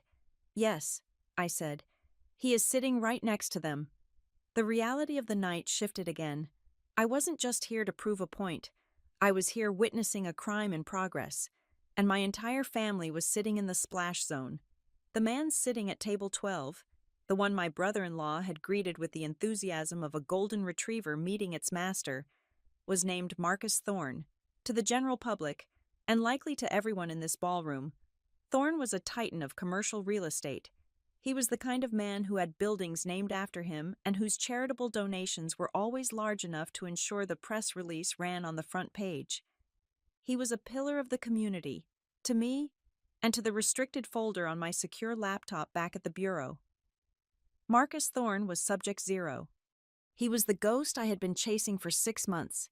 He was the silent partner behind the Aurora Trust. He was the architect of a scheme that siphoned pension funds into offshore accounts, washed them clean through luxury property developments, and then funneled them back into the pockets of investors who asked no questions. And there he was, eating roast duck next to my mother. I felt a cold sweat break out along my hairline. The irony was so sharp it felt like a puncture wound. My family had spent the evening terrified that I would embarrass them with my cheap suit and my government salary. In reality, they were currently breaking bread with a man who was likely going to be indicted on 20 counts of wire fraud before Christmas. I could not say a word. The ethics rules of the Justice Bureau were ironclad. I could not confirm or deny the existence of an investigation. I could not tip off a target. I could not warn civilians, even if those civilians were my own foolish flesh and blood. If I spoke, I would lose my license. If I stayed silent, I watched my sister walk off a cliff. I watched Grant lean in to whisper something to Thorne. Thorne laughed, a dry rattling sound, and patted Grant's arm. It was a gesture of familiarity. It was the gesture of a mentor acknowledging a protege. Grant was not just an investor. He was in. He was deeper than I had suspected. I needed to move. I felt like I was suffocating. I stood up, smoothing the front of my dress. Victoria noticed immediately. She was in the middle of a conversation with the mayor, but her eyes snapped to mine. She saw the tension in my jaw. She excused herself smoothly and met me at the edge of the stage. "What is it?" Victoria asked, her voice low. "You look like you just saw a ghost." "Worse," I said, keeping my voice barely above a whisper. I turned my back to the room so no one could read my lips. "Vic, I need you to listen to me very carefully. I cannot give you details. I cannot give you names. But there is a person in this room who makes me extremely uncomfortable." Victoria's eyes narrowed. She scanned the room over my shoulder. She was smart. She did not need me to draw a map. "Uncomfortable socially?" she asked. "Or uncomfortable professionally?" "Ethically," I said. "Morally, if I were you, I would ensure that no photographs are taken of Ethan shaking hands with the late arrival at table 12, and I would make sure he does not get near a microphone tonight." Victoria went very still. She understood the language of liability. I was telling her that her gala had been infiltrated by a radioactive element. "Understood," she said, her tone turning clipped and efficient. "I will handle the optics. I will keep Ethan at the other end of the room." "Thank you," I said. "Chloe," she added, touching my arm. "Is it bad?" "It is a catastrophe waiting for a subpoena," I said. Victoria nodded and moved away, her mission clear. I watched her intercept a photographer who was heading toward Thorne's table and redirect him toward the flower arrangements. I needed to breathe. I started to walk toward the terrace doors, needing the cold air, but I was intercepted. "He is amazing, isn't he?" Lila was standing in my path. She had returned from the restroom, and she had clearly reapplied her lipstick and her denial. She was holding a fresh glass of champagne, and her eyes were bright with a frantic, manic energy. She gestured toward the table 12. "Who?" I asked, though I knew. "Mr. Thorne," Lila said, saying the name like it was a prayer. "Grant introduced me. He is worth $500 million. Chloe, $500 million. And he loves Grant. He told me Grant is the sharpest financial mind he has met in 10 years. I felt a wave of nausea. "Lila, stop." "Why?" she challenged, her voice rising. She wanted a fight. She wanted to prove that despite my standing ovation, she still held the winning hand. "You think you are so special because some judges clapped for you. Grant is sitting with Marcus Thorne. Do you know what kind of doors that opens? Grant has been consulting for his private fund for months. He manages the liquidity for their charitable giving." My blood ran cold. "He manages the liquidity," I repeated. "Yes," Lila beamed, oblivious to the noose she was tying around her own neck. "He moves the money. He makes sure it gets where it needs to go. It is very complex. You probably wouldn't understand the nuance of high-level asset management." She was confessing. She was standing in the middle of a ballroom, surrounded by witnesses, confessing that her husband was the bagman for a money laundering operation. He moves the money. That was exactly what we needed to prove intent. And she was shouting it to brag. I grabbed her arm. I did not do it gently. I gripped her bicep with enough force that she gasped and dropped her champagne flute. It shattered on the marble floor, but the sound was swallowed by the music. "Come with me," I said. "Let go of me," Lila hissed, trying to pull away. "You are hurting me." "I am about to save your life," I said through gritted teeth. "Walk." I dragged her. I did not care about the stairs. I did not care about the scene. I pulled her through the crowd, past the curious eyes of the donors, and shoved her into a small service corridor that led to the kitchen. It was quiet here, smelling of sanitizer and coffee. I pinned her with a look. "You need to stop talking," I said. "Right now. You need to stop saying Grant's name in the same sentence as Marcus Thorne. You need to stop bragging about him moving money." Lila rubbed her arm, her face twisting into a sneer. "Oh my God, you are pathetic. You are actually jealous. You cannot stand it, can you? You cannot stand that while you are playing cop, Grant is actually playing in the big leagues. You want me to be quiet because you hate that I am winning. This is not a game, Lila," I snapped. my voice echoing off the tile walls. There is no winning here. There is only survival. Do you understand what you are doing? You are linking your husband to a man who... I stopped. I caught myself. I could not say it. A man who what? Lila taunted. A man who is richer than you will ever be. A man who respects Grant. A man who is dangerous, I said, improvising. A man who uses people, Lila. Look at me. I am not speaking to you as the assistant district attorney. I am speaking to you as your sister. Do not attach your name to that table. Do not let them photograph you with him. You are just trying to scare me, she said, her voice wavering slightly but her chin held high. You want to ruin my night because you are bitter. Mom was right. You just want to bring everyone down to your level. I am trying to keep you out of prison, I wanted to scream, but I swallowed the words. Please, I said, changing tactics. I lowered my voice. I tried to sound pleading. Please, just trust me for once. I see things you don't see. Grant is in over his head. If you keep broadcasting his involvement, you are going to get hurt. Lila laughed. It was a cruel, sharp sound. Grant is a partner. He is not in over his head. He is the one holding the keys. And you are just... jealous. She is not jealous, Lila. The voice came from the doorway. We both turned. Victoria was standing there. She had followed us. She stood in the frame of the door, blocking the light from the ballroom. Her face was not the face of a friend. It was the face of a woman who knew exactly where the bodies were buried. Mrs. Hale, Lila stammered, instantly changing her demeanor. I am so sorry. Chloe was just having a moment. Chloe is not having a moment, Victoria said, stepping into the corridor. The door clicked shut behind her, sealing us in. She is trying to give you a lifeline, and you are too busy checking your reflection to grab it. Lila blinked. I don't understand. Victoria looked at Lila with a mixture of pity and disdain. You are standing in a room full of sharks, Lila.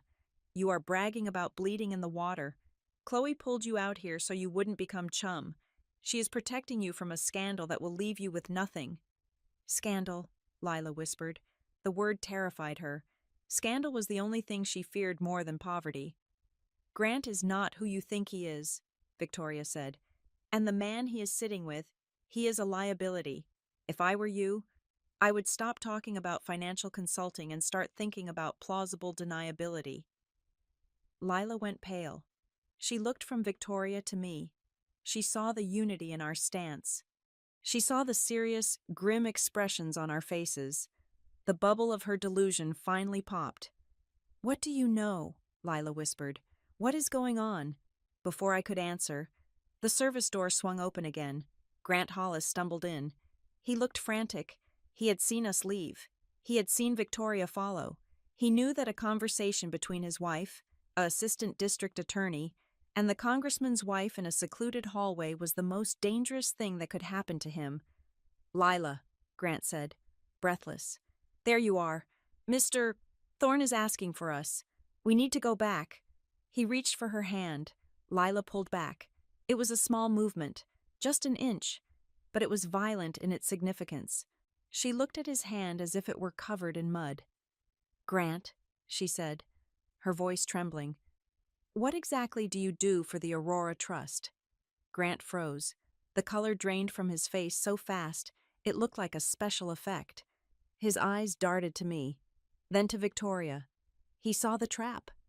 He heard the name Aurora Trust, a name that was not on the program, a name that was buried in shell companies, and he knew that I knew. I handle their portfolio, Grant stammered. His charm was gone. His polish had cracked, revealing the terrified, sweaty man underneath. Just standard asset allocation. Why? Because, Victoria said, her voice cool and detached. My husband does not associate with the Aurora Trust, and if you are wise, Grant, you will stop associating my gala with it, too. Grant looked like he was going to be sick. He looked at me, pleading silently. He was begging me not to say the words. He was begging me not to end his life right there in the hallway. I looked at him. I felt no pity.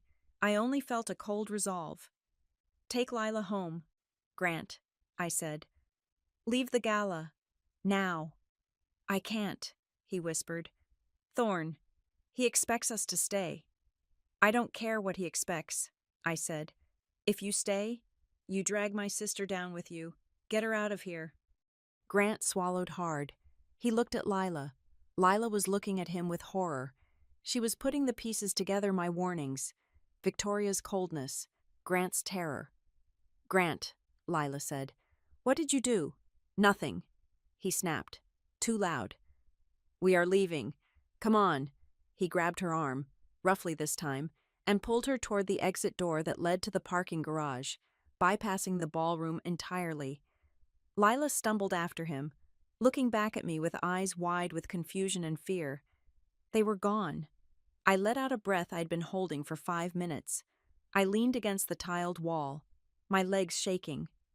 You handled that well, Victoria said quietly. I just tipped him off, I said, rubbing my temples. He knows I know. He's going to panic. Good, Victoria said. Panicked men make mistakes, and Thorne will see him leave. He will know the link is broken. Or he will think Grant flipped, I said darkly. Victoria opened the door back to the ballroom. Come on. You need to be seen. If you disappear now, people will talk.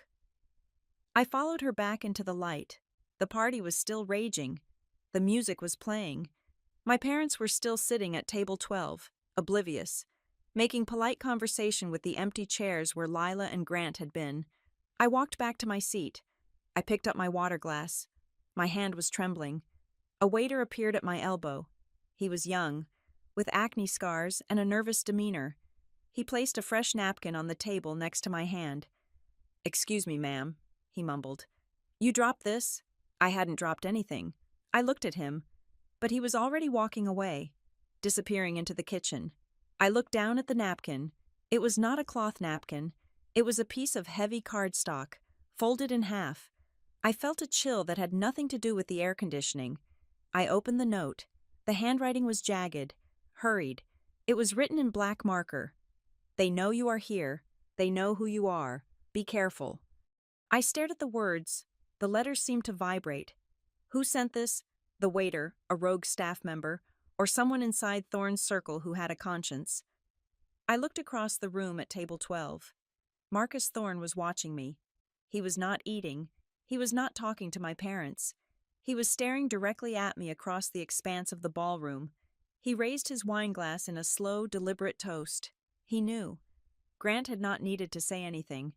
My presence, my pulling Lila away, the look on my face, it was all the confirmation a man like Thorne needed. I folded the note and slipped it into my bra. I was not just an unwanted guest anymore. I was an active threat, and the most dangerous man in the city had just acknowledged it. I took a sip of water. Let them come. I thought, I had the evidence. I had the law. And now, I had a warning. I checked the time. It was 10 o'clock. The gala had 2 hours left. 2 hours to survive in a room with the enemy. The morning sun hit my face at 6:30, but my phone had been awake for hours. It was vibrating against the nightstand with a relentlessness that felt like an assault. I rolled over, my head pounding not from alcohol, but from the sheer emotional hangover of the previous night. I picked up the device and squinted at the screen. There were 42 missed calls. There were 112 text messages. My email inbox, usually a repository for dry legal briefs and scheduling conflicts, was overflowing with subject lines that screamed for attention. The world, it seemed, had discovered Chloe Alexander. I sat up and scrolled through the notifications. It was a digital avalanche. Colleagues I had not spoken to in 5 years were suddenly remembering my birthday.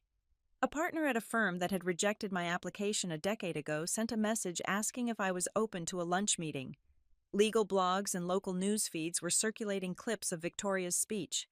One headline from a prominent legal gossip site read, "The shadow prosecutor, who is the mystery woman, the Hale dynasty stood for." I groaned and dropped the phone back onto the mattress. I hated this. I hated the noise. I hated the spotlight. In my line of work, Anonymity was armor. If people did not know who you were, they did not know to hide their assets from you. Now, my face was circulating on social media feeds alongside the congressman and his wife. I was trending, but as I forced myself out of bed and started the coffee maker, I realized there was a silver lining to this storm of unwanted attention. My phone buzzed again. It was a secure message from Miller, my bureau chief. Project Horizon file is on your desk. The Attorney General wants an update by noon. The exposure has forced their hand. We are moving up the timeline. I smiled grimly as I watched the coffee drip into the pot. The publicity was a double-edged sword, but the blade was currently cutting in my favor. The powers that be could no longer slow-walk my investigation into the Aurora Trust. They could not bury a case led by a prosecutor who had just been publicly anointed by the political elite. The gala had given me leverage. I showered, dressed in my usual charcoal suit, and drove to the office. I took a different route, checking my mirrors every 3 blocks. The note from the waiter, "They know who you are," was burned into my mind. I was not paranoid. I was prepared. When I walked into the bureau, the atmosphere had shifted. Usually, I walked to my cubicle unnoticed. Today, heads turned, the receptionist, a woman who had never learned my first name in 2 years, smiled and waved. Junior associates whispered as I passed. It was unnerving. I reached my desk. It was exactly as I had left it, piled high with manila folders, the cheap ergonomic chair askew. But there was a difference. The file for Project Horizon had been moved to the center of the desk, and it had grown thicker. I sat down and opened it. New subpoenas had been approved overnight.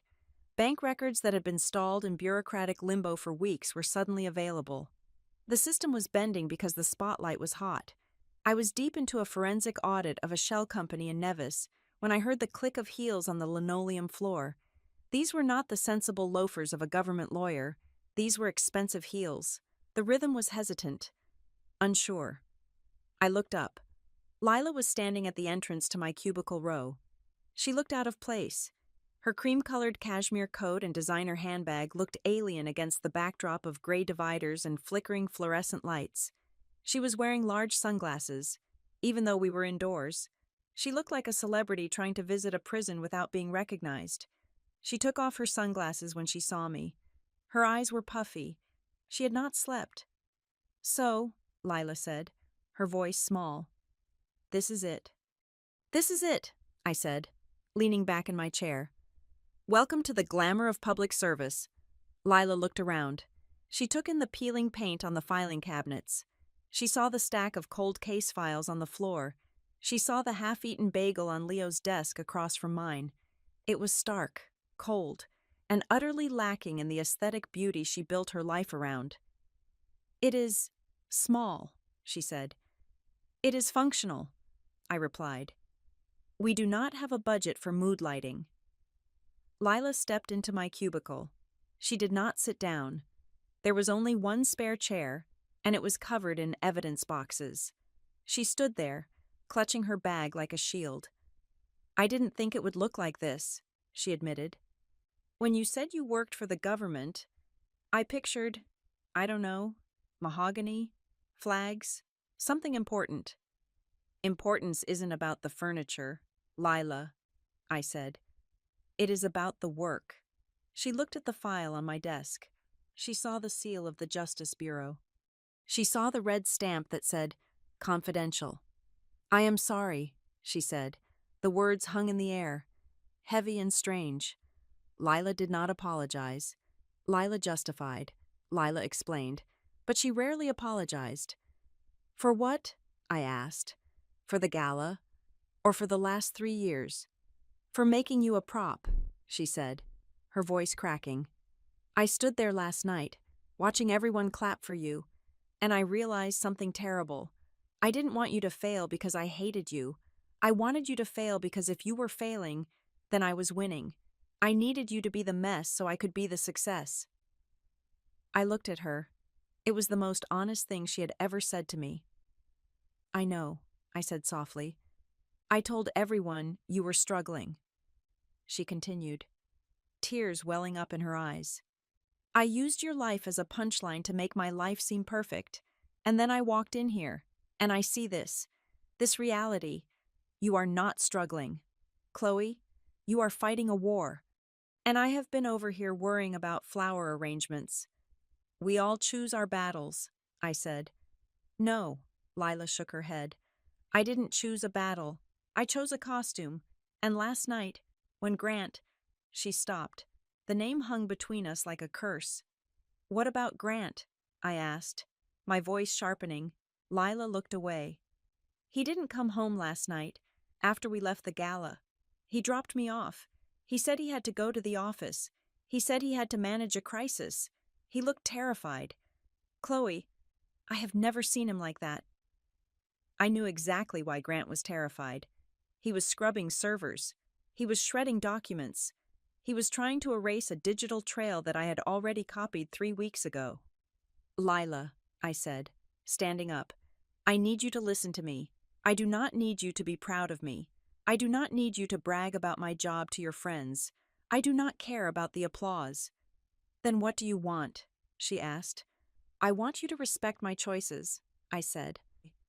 And I want you to stop lying about who I am to make yourself feel better. I am not a tragedy. I am a prosecutor, and right now, I am the only person standing between your husband and a federal indictment. Lila flinched. Is it that bad? It is worse, I said. Grant isn't just an investor. He is a conduit. And the man he was sitting with last night, Marcus Thorne, he is not a friend. He is a shark who will eat Grant alive to save himself. Lila's face crumbled. She reached out and touched the edge of my desk, steadying herself. He told me not to talk to you. He called me this morning. He said you were dangerous. He said you were jealous and trying to wreck our marriage. I am not trying to wreck your marriage, I said. I am trying to keep you from being named as a co-conspirator. Her phone buzzed in her hand. She looked at it and jumped. It is him, she whispered. Answer it, I said. But do not tell him you are here.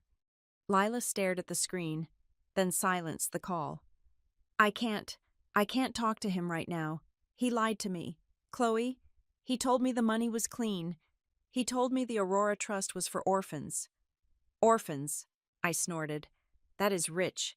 It is for tax evasion and laundering bribes. Lila looked at me, her eyes wide with a mixture of fear and admiration. What do I do? Go home, I said. Pack a bag. Go to Mom and Dad's house. Do not tell Grant where you are going. Just say you need space. Stay away from your house phone. Stay off your email. Mom and Dad are going to ask questions, she said. Let them, I said. Tell them nothing. Just get safe. Lila nodded. She looked at me one last time, and for a moment, the sister I used to play tag with in the backyard was there, beneath the layers of Botox and insecurity. Thank you, she whispered, for not hating me. I don't have time to hate you, I said. I have work to do. She left. The office felt quieter without her perfume.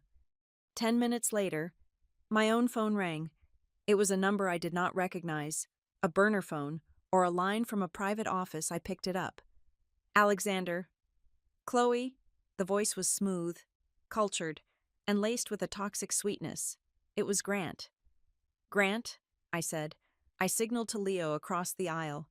He saw my face and immediately put on his headset, ready to trace the call if need be, though I knew Grant was smart enough to use an encrypted line. I noticed Lila is not answering her phone, Grant said. I was wondering if she called you. She is my sister, I said. We talk. Right, Grant said. Listen, Chloe, I wanted to apologize for last night. Things got tense. I think there was a misunderstanding. I think you might have the wrong impression about my business dealings. I do not work on impressions. Grant, I said, typing a note on my screen. I work on evidence. Evidence is a tricky thing, he said, his voice dropping lower. Sometimes it can be misinterpreted. Sometimes people look into things they do not understand, and they get hurt, professionally. I mean, Are you threatening an assistant district attorney on a recorded line, Grant? I asked calmly. No, no, he laughed. But the laugh was brittle. I am just offering family advice. I have friends, Chloe, powerful friends, friends who can make career paths difficult. I would hate for you to lose that momentum you gained last night because you dug into a hole that has nothing at the bottom. You are assuming I am digging, I said. Maybe I am already done digging. Maybe I am just waiting to pour the cement. There was a silence on the other end, a long, heavy silence. You should be careful, Grant said finally. The veneer of politeness was gone. Marcus Thorne is a very private man. He does not like people prying into his charitable trusts, and he does not like it when family members become liabilities. I am not the liability, Grant, I said, letting my voice turn to steel. You brought him to a public gala. You shook his hand in front of cameras. You put him on the radar. If he is angry, he is not angry at me. He is angry at the man who exposed him. I heard his breath hitch. I had hit the nerve. Do you think you know the law better than me? I asked. Do you think you can talk your way out of a forensic audit? Because I have seen your signature on the transfer documents. Grant, I have seen the dates. You are bluffing, he whispered. Am I? Asked. How is the weather in the Caymans this time of year? Or do you prefer the banking privacy of Nevis? Grant hung up. I lowered the phone. My hand was steady. I looked at Leo. Did you get that? Encrypted, Leo said, pulling off his headphones. But I got the duration and the origin tower. He is downtown, near the Thorn Tower. Of course he is, I muttered. He is running to Daddy to ask for help. My phone buzzed again. A text message. I braced myself for another threat. But it was from Victoria. I spoke to Ethan. We reviewed the guest list and the security footage. We are issuing a statement this afternoon distancing the Congressman from the Aurora Trust. Ethan is furious. He said if anyone thinks they can use his wife's charity event as a shield for their dirty money, they are going to learn a very hard lesson in politics. I typed back. Grant just called me. He is rattling the cage. Victoria replied instantly. Let him rattle. The lock is already on the door. Ethan made a call to the district attorney. You have air cover. Chloe, go get them. I set the phone down. The noise of the morning, the texts, the fame, the family drama faded away. All that was left was the file on my desk. Grant was scared. Lila was safe. Victoria and Ethan were on board. I opened the folder labeled Subject Thorn, Marcus. The time for speeches and galas was over. The time for family feuds was over. Now, it was just the law. And I was going to use it to tear their house down, brick by golden brick. I picked up my pen. It was time to write the ending. The weeks following the gala were not filled with champagne toasts or victory laps. They were filled with the grinding, unglamorous friction of federal justice. The file on my desk, the one labeled Project Horizon, had grown from a few inches thick to a tower of boxes that lined the wall of my office. We had traced the money. It was not a complex web. In the end, it was arrogant. Marcus Thorne and his associates had believed that their political contributions and their charity dinners were a shield that deflected regulatory oversight. They believed that people like me, people who worked in windowless offices for five-figure salaries, were too slow or too stupid to catch them. They were wrong. The key to the entire operation was the signature on the transfer authorization forms for the Aurora Trust. It was the hand that moved the money from the legitimate accounts into the shadow corporations in Nevis. That hand belonged to Grant Hollis. I sat in a quiet booth at a diner halfway between my office and the house my sister used to share with her husband. I had asked Lila to meet me there. I told her to come alone. I told her to leave her phone in her car. When she walked in, she looked 10 years older than she had at the gala. The shine was gone.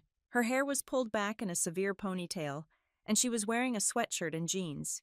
She looked like the college student she used to be before she decided that status was a career path. I slid a single piece of paper across the Formica table. It was a photocopy of a wire transfer authorization. What is this? Lila asked, her voice raspy. That is a transfer for $2 million. I said. It moved money from a pension fund for municipal workers into a private holding company controlled by Marcus Thorne. Look at the signature, Lila. She looked. I watched her eyes trace the loops and sharp angles of the handwriting she knew better than anyone. Grant, she whispered. He is not just an investor, I said, keeping my voice low and steady. He is the signatory. He is the one legally responsible for the theft.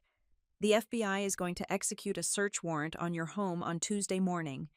They are coming for his laptop. They are coming for his files. Lila went pale. She reached for her water glass, but her hand shook so badly she had to set it back down. Am I? She started, then swallowed hard. Am I going to jail? That depends on what you do in the next 24 hours, I said. I reviewed your financials. Your name is not on the Aurora documents. You have plausible deniability, but only if you separate yourself from him now, if you stay, if you help him hide assets, if you lie to the agents, you become a co-conspirator. I leaned forward. I am not asking you to divorce him because I hate him, I said. I am telling you that you are standing on a bridge that is collapsing. You need to run. Lila stared at the paper. She stared at the signature of the man she had married, the man she had thought was her ticket to a perfect life. She realized then that the life she was so proud of, the house, the cars, the galas, was all bought with stolen money. It was not high society, it was high crimes. He told me he was protecting us, Lila said, a tear sliding down her cheek.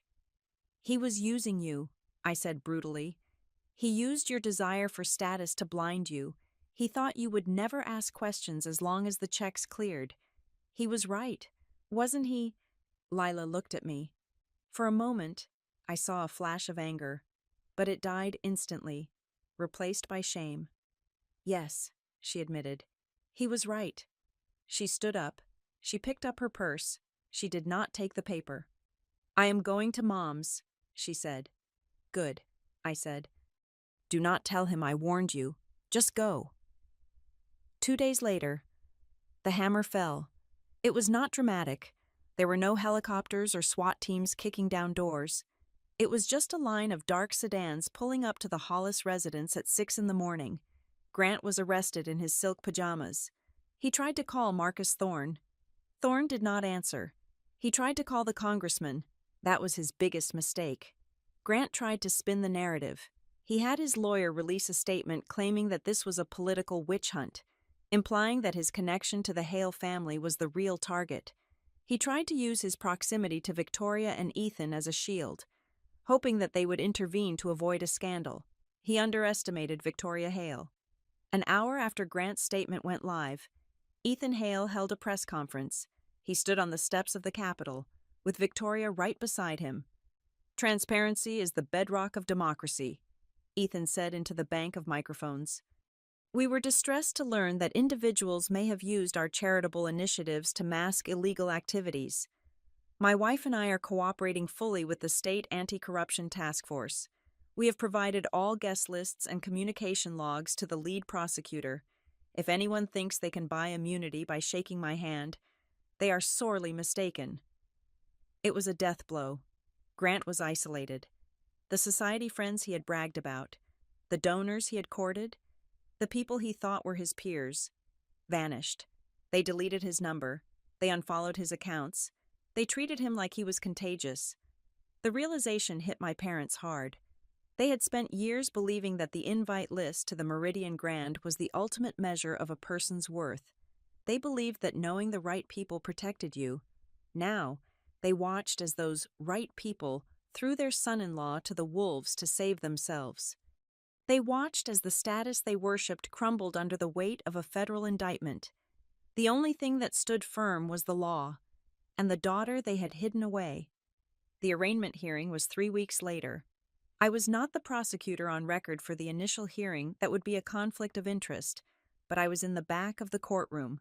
I needed to see it finished. Grant was led in. He was wearing an orange jumpsuit. It was ill-fitting, without his tailored suit, without his expensive watch. without the arrogance that usually armored him. He looked small. He looked like exactly what he was, a man who had gambled everything on a lie and lost. He scanned the room. He saw Lila sitting in the second row. She was wearing black. She did not look at him. She stared straight ahead at the judge. Then he saw me. His eyes locked onto mine. There was no hatred in them anymore. There was only resignation. He knew that I had not done this to him out of spite. I had not planted the evidence. I had not forged his signature. I had simply turned on the lights in a room he wanted to keep dark. He had built his own trap. I just sprung it.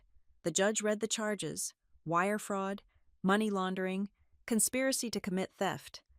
"How does the defendant plead?" the judge asked. "Guilty," his lawyer said. It was a plea deal. He was turning on Marcus Thorne. He was giving up the big fish to save himself from 20 years in federal prison.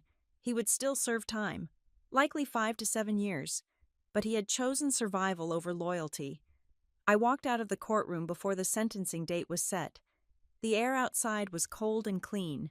Lila found me on the courthouse steps. She looked tired, but she looked steady. The frantic energy of the social climber was gone. She was working now, helping at an art gallery, making her own money for the first time in her life. She was living in a small apartment, not unlike mine. "He looked so small," Lila said, staring at the closed doors of the courthouse. "Guilt is heavy," I said. "It weighs you down." Lila turned to me. She adjusted her scarf. "I wanted to hate you. You know, when the police came, when the bank accounts were frozen, I wanted to blame you for ruining my life." "I know," I said. "But then I realized," she said, her voice quiet but firm. "If you hadn't pulled me into that hallway, if you hadn't warned me, I would be in there with him. I would be wearing orange. I would have lost everything, including my freedom." She reached out and took my hand. Her grip was strong. "You didn't ruin me, Chloe," she said. "You saved me." I squeezed her hand back. "That is what big sisters do." Lila smiled, a sad, genuine smile. "I am proud of you. I really am. I should have said it 3 years ago." It was the sentence I had waited 3 years to hear. I thought it would feel like a victory, like a trophy I could put on a shelf. But standing there in the cold, it just felt like peace. It felt like a wound finally closing. "Thank you," I said. The final act of the drama did not happen in a courtroom. It happened 2 months later. In the auditorium of the State Justice Building, I was being sworn in as the director of the State Anti-Corruption Task Force. It was a formal ceremony. The governor was there. The attorney general was there. Victoria and Ethan Hale were in the front row, beaming like proud parents. But my eyes were on the 2 people sitting next to them, my mother and father. They looked different. My father was not posturing for the other guests. He was sitting quietly, his hands folded in his lap. My mother was not scanning the room to see who was watching her. She was watching me. She was wearing a simple navy dress. She looked older, perhaps, but softer. The scandal with Grant had humbled them. It had stripped away the pretense. They had lost their standing in the high society circles, but they had gained something else: clarity. The Attorney General stepped up to the podium. "We live in a world where it is easy to choose the path of least resistance," he said, his voice booming through the hall. "It is easy to look away. It is easy to chase profit over principle. But today, we honor a woman who chose the hard path, a woman who walked away from personal gain to serve the public good." He looked at me. "I call upon Chloe Alexander to take the oath." I walked up the stairs. I placed my hand on the Bible. I raised my right hand. I swore to uphold the Constitution. I swore to protect the innocent. I swore to pursue justice without fear or favor. When I finished, the room erupted. I looked down at the front row. My father was wiping his eyes. He wasn't hiding it. He wasn't pretending it was allergies. He was crying. My mother stood up. She walked to the edge of the stage as I came down the stairs.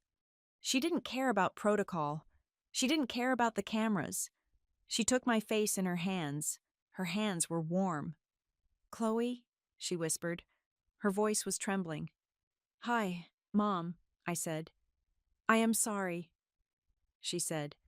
The words were simple, but they carried the weight of 1,000 silent dinners. "I looked at you for years, and I thought you were lost. I thought you were throwing your life away." She looked back at the podium, then back at me. "I was not looking at you," she said, tears spilling over. "I was looking at myself. I wanted you to be something I could show off. I didn't realize you were already something I should have been learning from." She pulled me into a hug. It was not the stiff, polite hug of a socialite. It was the desperate, fierce hug of a mother who almost lost her child to her own vanity. "You were right," she whispered into my ear. "And I was wrong. I measured you with the wrong ruler. Chloe, and I am so sorry." I held her. I looked over her shoulder at the room. I saw Victoria winking at me. I saw Lila smiling through her tears. I saw the badge on my chest reflecting the lights. "It is okay, Mom," I said. "We are here now." And as the applause washed over us, I realized the truth. I did not need their applause to know I was right. I did not need the title or the office or the standing ovation to know my worth. I had known it in the quiet nights at the office. I had known it when I signed the subpoenas. I had known it when I walked away from the big firm. But feeling their arms around me, hearing my name spoken with respect by the people who had once whispered it with shame, it felt light. The heavy coat of disappointment I had worn for 3 years finally slipped off my shoulders. I was Chloe Alexander. I was a prosecutor. I was a sister. I was a daughter. And for the first time in a long time, I was home. Thank you so much for listening to this story on Helena Revenge Stories. I would love to know where you are tuning in from. So please drop a comment below with your city or country. It is always amazing to see how far these stories travel. If you enjoyed Chloe's journey, please hit that like button, subscribe to the channel, and smash the hype button to help this story get recommended to more people. See you in the next video.